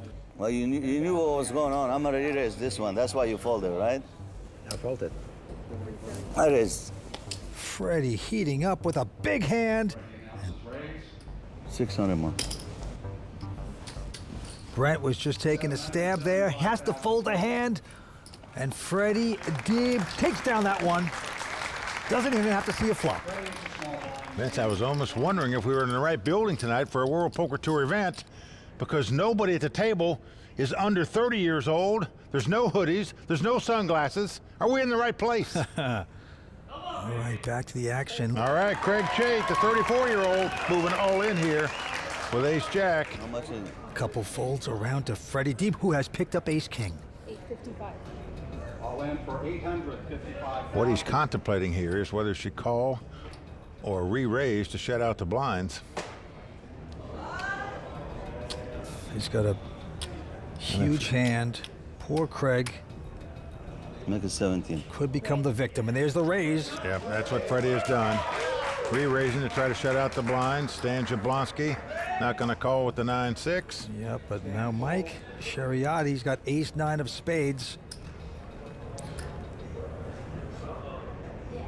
Well, he understands Freddie's trying to isolate, but you just can't call with that hand in a three-way pot. He does not, and now Craig shows his measly ace-jack, horribly up against the ace-king. Craig lives in Newport Beach, California, a local. He's on the ropes right now, and Craig, of course, idolizes Freddie Deeb. Yeah, says that's his favorite poker player. You wonder if that'll be the case if he gets knocked out by Freddie here. 5 cards to come to possibly remain a legend here in LA at the Bicycle Casino. Here we go with the first 3. Here's the floppies, no help for Craig. Queen 8-3. So great flop for Freddie. Freddie, be proud, stand up. Oh, he is standing up. Going to the turn. He has the jack spade in his hand. It cannot come. It'll be a misdeal. It'll be a misdeal. Oh, there's a spade. Well, that gives a flush opportunity for Craig here. So now he needs a spade or a jack to win the pot to stay alive. He had 2 spades. It's not coming. No, it's coming. It's coming. He had 2 spades. It's not coming. 7 more? Here it goes. It's an 8. Well, it's 8 of diamonds. That's going to do it for Craig Chait. The 34-year-old from Newport Beach, California. Going to be our 6th place finisher. That is right. Disappointed. He had a big fan base here. He's going to take home $91,000. Let's go see what he has to say. You know, when you don't win a tournament, you're always disappointed, but it's been a great ride. Like, it's been a great 5 days, and I had a blast. Like, it was a lot of fun. Tonight's episode is sponsored by Hublot, the official watch of the World Poker Tour.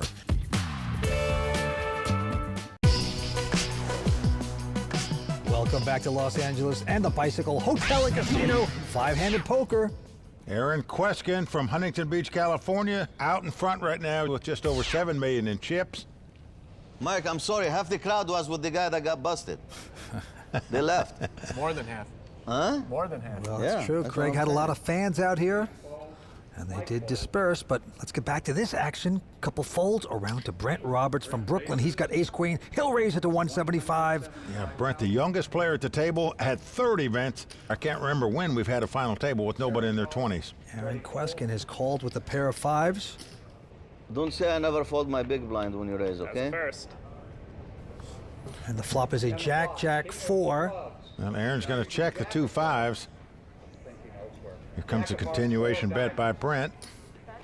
Yep, 130. Aaron with a quick call with his 5s. Well, that'll put the caution lights up for Brent, that's for sure. Aaron's a restaurant owner. Deuce of diamonds comes off. Aaron's going to check it again, and he's going to give Brent a chance to reprieve and hit a queen. Wow. Aaron checking again. I'm sure Brent now knows he's got a small pair, so he's going to make a value bet here, and it's going to get paid off by Aaron. And Aaron not going to like the way he played this hand, Vince. Yep. Didn't raise on the flop to test the waters, checked on the turn, got outdrawn on the river, and then paid him off just to add salt in the wound. The hash browns got cold there for the restaurant man. And Brent Roberts taking down that pot. I played a ton of tournament poker. I'm pretty comfortable with my stack, but I wish I was in a different seat, having Aaron and Freddie on my left. It's not the greatest because they're not letting me have the pots. My position at my seat at the table kind of limits me to my opens because both of them are playing a lot of hands. And Freddie's been around for a long time. He's not afraid of laddering the scale. He's playing for the win. Good luck. And I have to be very careful with my opens and just try to play solid poker unless the chips switch, and then I could start taking advantage of that and play a little bit more aggressively. Well, Brent Roberts says his favorite player is his friend Alan Sternberg, and I can tell you, folks, the guy is terrific. He won the Bay 101 tournament back in season 9. That's right. Actually, you were at that final table as well. I was there. That's why I know the guy's great. All right. Well, look at this. A pair of kings here for Brent. Just outdrew his opponent by hitting a queen on the river. Now picks up 2 kings. How sweet it is here in L.A. Couple folds behind him, and now Stan. The jet ski man, Jablonski, goes out. And now Mike Sheriotti with an ace-jack. Well, some people would just call on the big blind with this. Some would 3-bet it. Mike is opting to 3-bet it, and here comes a 4-bet. Right back at him. Boom. Oh, man, like you should. Brent gonna re-raise to close to 900,000, and now Mike, who, by the way, got in this tournament through a $400 satellite. He's also into martial arts. Yeah, competed at the national level in martial arts, and right now he'd like to give this guy a karate chop for 4-betting him, I can tell you. Well, why did he 3-bet?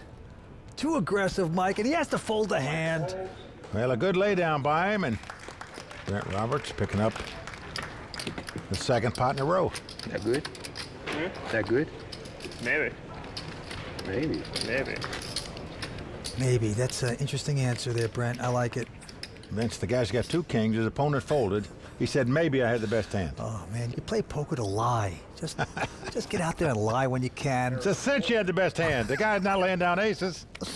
On to the next hand, a fold, and now Freddie D with ace-6. 205. Seems to like it. Will raise to 205. Into Stan Jablonski, who has a pair of 10s. Yeah, Stan, the oldest player at the table, 59 years young. He's on the short stack here. From Bullhead City, Arizona. There's a jet ski business there. I'm all in. And he's going to push all in. Oh, yeah, he put the throttle open there. Mike going out. Brent also out. Back around to Freddie. He has to muck it. 2 10s, Freddie. So the jet ski man, he tells his hand. He said, I had 10s. There you see Stan's wife, Connie, cheering him on right there. Stan says she's the most amazing wife in the world. Coming back for more here on the World Poker Tour. Stay with us. ClubWPT.com awards packages to travel, stay, and play in a WPT main tour event. On ClubWPT.com, you can play online today and play on TV tomorrow.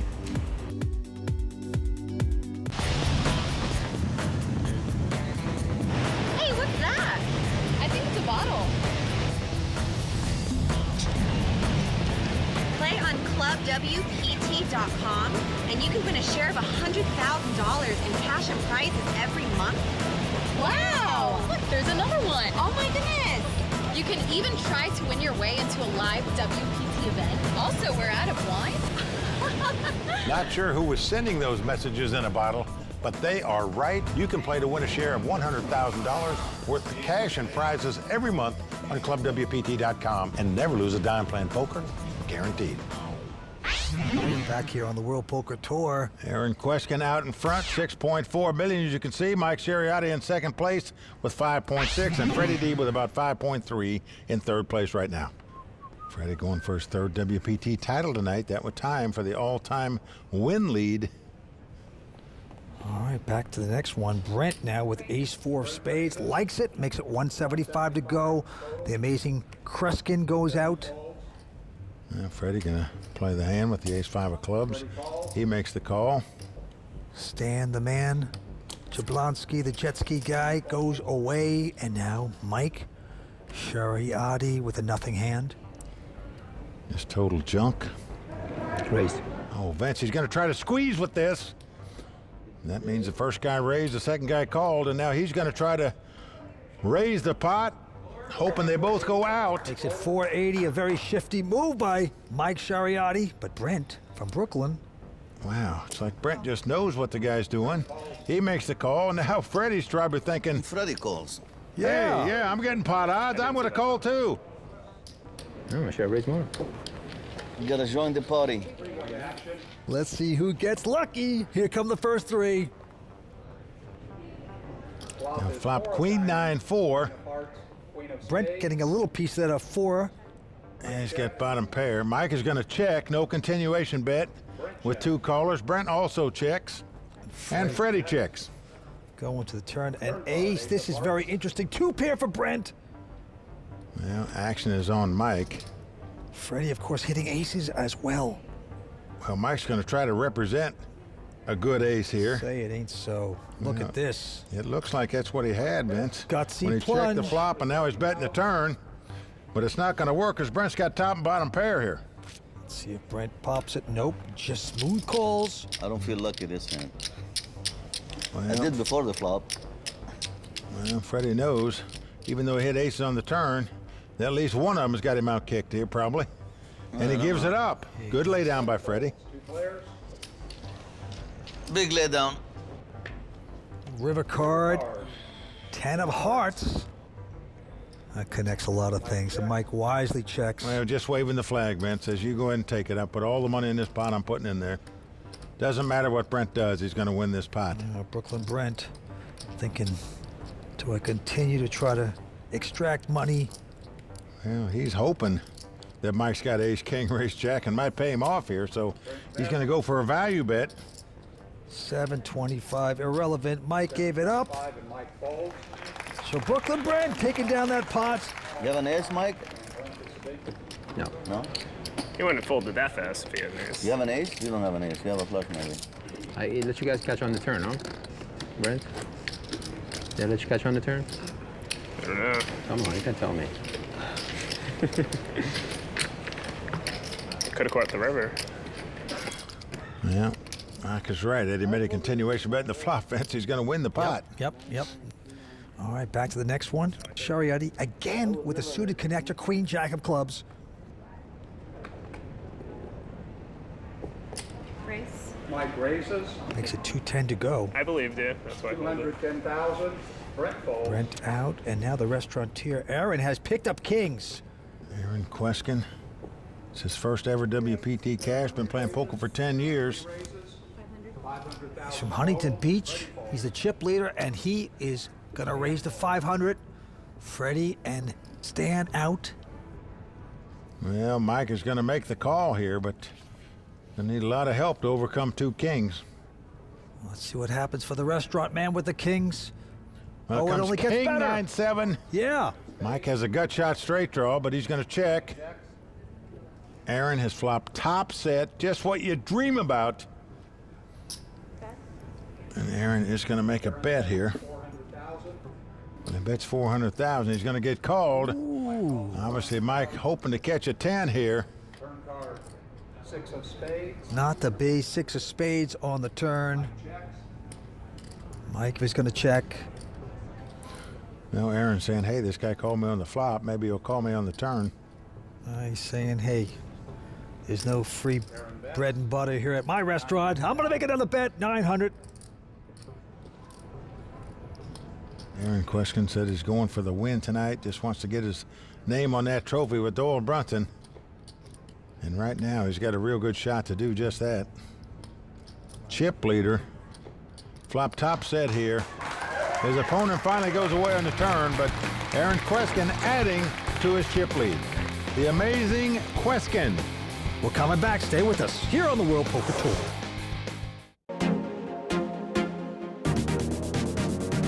Oh, I love to play at the bicycle. It's a great place. I played here a lot of years. By far my favorite casino in California. It's 100% my home casino. I think the games are the best games. The environment is the most relaxing and fun environment to play poker in any casino I've ever been in. Oh, they have great food here. They have very good food. Look at this. Shrimp, seafood.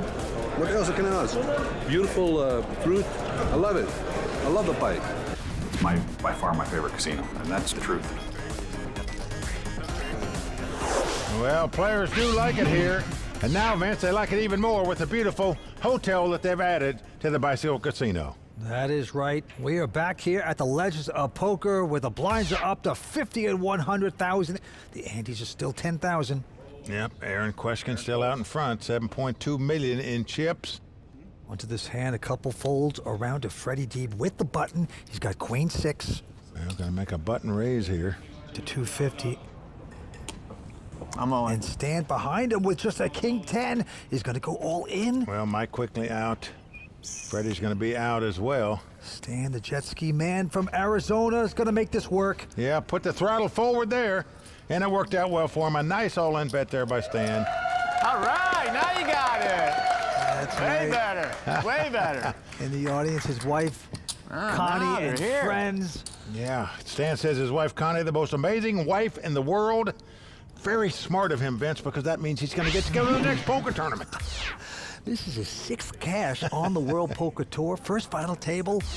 Very impressive for Stan. Yeah, he is thrilled to be here, as is Aaron Queskin, who's out in front right now. All right, it's going to be on Mike Shariati. Quick fold by him. Brent out. And now, the great Queskin, the restaurant man, is going to take a stab with an 8-3. He's going to raise. Well, he's making a button raise with the 8-3. But look at this. Freddie Deeb again picking up kings. Yeah, it's the second time he's had kings at this final table. Had ace-king a couple times. Catching good cards here. Right. He's going to 3-bet it. 6 more. 600,000 more. Stan goes away, so back on Aaron. He took a stab, and now what to do? Uh-oh. He is not mucking his hand. He's getting out re-raising chips here. You're going to hate yourself in the morning. Don't do it. Oh, man. Oh, he's done it. And he has bet $2.25 million, which is $1.4 million raise over the top of Freddie's raise. Bold stab, but at the wrong time, perhaps. Almost impossible to lay down kings in a 5-handed poker game, even if you think the guy has aces. Well, you're fearful he's got him, Vince, Yeah. but just not going to lay him down this spot. You The wouldn't chip leader. think. He's got 2 aces. He just got you. But I think Freddie's just got to move in, Vince. That's about half his stack. And he's smiling. Man, oh man. Well, I'm all in. Yeah. Well, he's got to do it. You got to do it. To the discomfort of Aaron. Here's 1.4. And Aaron meekly has to muck. That play's going to work a lot of times because Freddie's not going to pick up 2 kings. Mike, you jumped out of your seat when I said all I was in. gonna go watch it from the other side. I said, okay, I can't stand here. Well, you got nervous. You're not even in the pot. No, I want to watch it from far away. I for sure thought he's gonna call. The 2-time WPT champion Freddie Deeb shining on that one. Stick around, we'll be right back with Tony Dunst and the Raw Deal. For additional analysis on tonight's play, let's turn to Tony Dunst, who's standing by in the brand new Command Central with the Raw Deal. Here's an interesting story from tonight's final table. Aaron Queskin was a full-time poker player until a few years ago, when he realized that the game was changing and it was time to get into a more stable field. You know, like restaurant ownership. Perhaps he was concerned about the young players in the game surpassing him. But tonight, it's a member of poker's old guard that's giving him trouble. Will his attempts to fight back be rewarded? Let's break it down. Obviously, A3 suited isn't a strong hand, but it's worth a raise when it folds to you on the button, so that's what Aaron does. Next to act, longtime pro Freddie Deeb wakes up with pocket kings and makes a large raise from the small blind.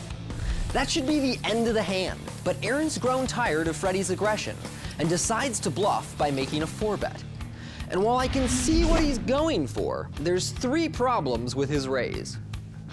First, your pre-flop bluffs should be based on ranges and not on feelings. That means bluffs like these should be done with blockers to your opponent, like ace-rag or Broadway cards. Second, Freddie used a large sizing on his pre-flop re-raise, which increases the chances that he's strong and forces Aaron to commit more chips to his bluff.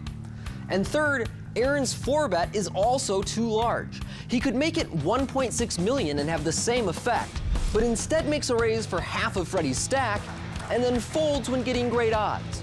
So really, my issue isn't with the play that Aaron made, but his execution of the play.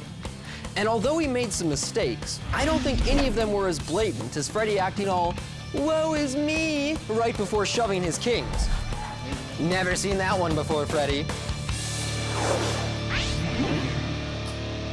Well, Vince, I think Freddie was legitimately concerned his opponent had 2 aces. I don't think he was ever throwing the kings away, but you know, if your chip leader's got aces, you're out of here. But as it is, Freddie Deeb has taken the chip lead in this 5-handed battle. On to the next hand. A couple folds around to Freddie. Freddie's got Queen 7, the new chip leader. 225. Gonna make a button raise here to 225,000. Stan Jablonski, not happy with the 7-5, but Mike with a pair of 4s. Mike will make this call. Hope to get lucky against Deeb. And here's the flop. King, King, 8. No help to either player. Mike out in front with the 2 4s. Gonna check, though. See if Freddie makes a continuation bet here. Check. Nope, he checks. Now an ace comes off. Action again on Mike. He's gonna check. Freddie now gonna represent that he made aces up. He's gonna make a bet, 150,000. Mike getting out raising chips. He's going to raise it to 375 with just a pair of 4s. What a nice check raise there by Mike. Into Deeb. Wow. He's not throwing this away. Nancy is going to 3-bet it, it looks like. What? What a play by Freddie Deeb with nothing. There's Queen High. He's going to take a stab, and it's going to work. 975,000 he bets to win the pot. That is playing the game, folks. Sometimes I bet small with a big hand, too. Oh, don't start now. I said big hand, big bet, but sometimes I do bet small. I noticed that. Oh. Not a pair. Yeah, I know, but I'm just saying, sometimes I bet small. Nice hand.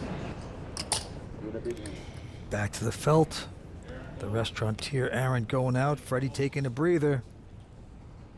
And now Stan. And he's got the Queen 10 offsuit. All in. Oh, he's gone all in. Mike going out. Yeah, on the button, moving all in with Queen 10. Oh, but Brent has a pretty good ace 10 of spades. And he's going to make the call. Oh, you got one of my cards. Good hand. That is not the hand that Stan wanted Brent to have there, I can assure you. Okay, we need the queen chant. The jet ski Need a man queen. caught in his own wake there. He's up against it. He's a dog. Well, Stan looking for a lady. And his lady, Connie, his wife, comes down to the table to give him a good luck kiss here. He's going to need it. Says she's the greatest wife in the world. Let's see if she's one of the luckiest. Looking for a lady. Oh, not to be as a 6-5 deuce appears. Well, the crowd moans because 2 spades came on the flop, giving Brent the nut flush draw. Well, I still got 2 queens, right? Down to 2. Oh, well, 2. Okay, 2 out of 3. Still need the queen of diamonds. Yeah, that means Stan It's queen of hearts. cannot catch a queen of spade and win this pot. Going to have to catch a red queen to win it. Let's go to the turn. He's a king. I saw paint. It was paint. Okay, I gotta sweat this one. Stan Jablonski needs a red queen. Otherwise, he'll be heading back to Laughlin, Nevada to rent out some more jet skis. Can I use my one time? You can use your one time. All right. Have you never used it before, Stan? Never Really? used it. You This kept is that in it. your wallet all these years? Queen of diamonds. At least not today. Well, not today, but I don't think I used it. Yeah, I know. Queen of diamonds, one time. Now, 7 comes off. So handshakes all around from Stan Jablonski, the 59-year-old from Bullhead City, Arizona, out tonight in 5th place. That is right. Another player falls off the banana seat here at the Bicycle Hotel and Casino. It's Stan taking home $117,000. Let's talk to Stan. Honestly, just to make the final table was like a goal and a dream of mine, and I'm just elated to be here. And with Stan Jablonski out in 5th place, it's time to say goodnight from Los Angeles, California, and the Bicycle Hotel and Casino. Please join us next time for continuing coverage of the Legends of Poker. For Mike Sexton, Vince Van Patten, Tony Dunst, the Royal Flush Girls, and everyone at the World Poker Tour, I'm Lynn Gilmartin. See you next time on the WPT. I don't understand what this is for. The World Poker Tour is sponsored by ClubWPT.com. Never lose a dime playing poker, guaranteed. The Legends of Poker continues tonight on the WPT. Feel like $1 million. You gotta join the party. At the Bicycle Hotel and Casino, a WPT title looms on the horizon. Good evening, everyone, and welcome to the World Poker Tour. I'm Lynn Gilmartin. The final table of the Legends of Poker is almost ready to start back up, but before it does, I turn to my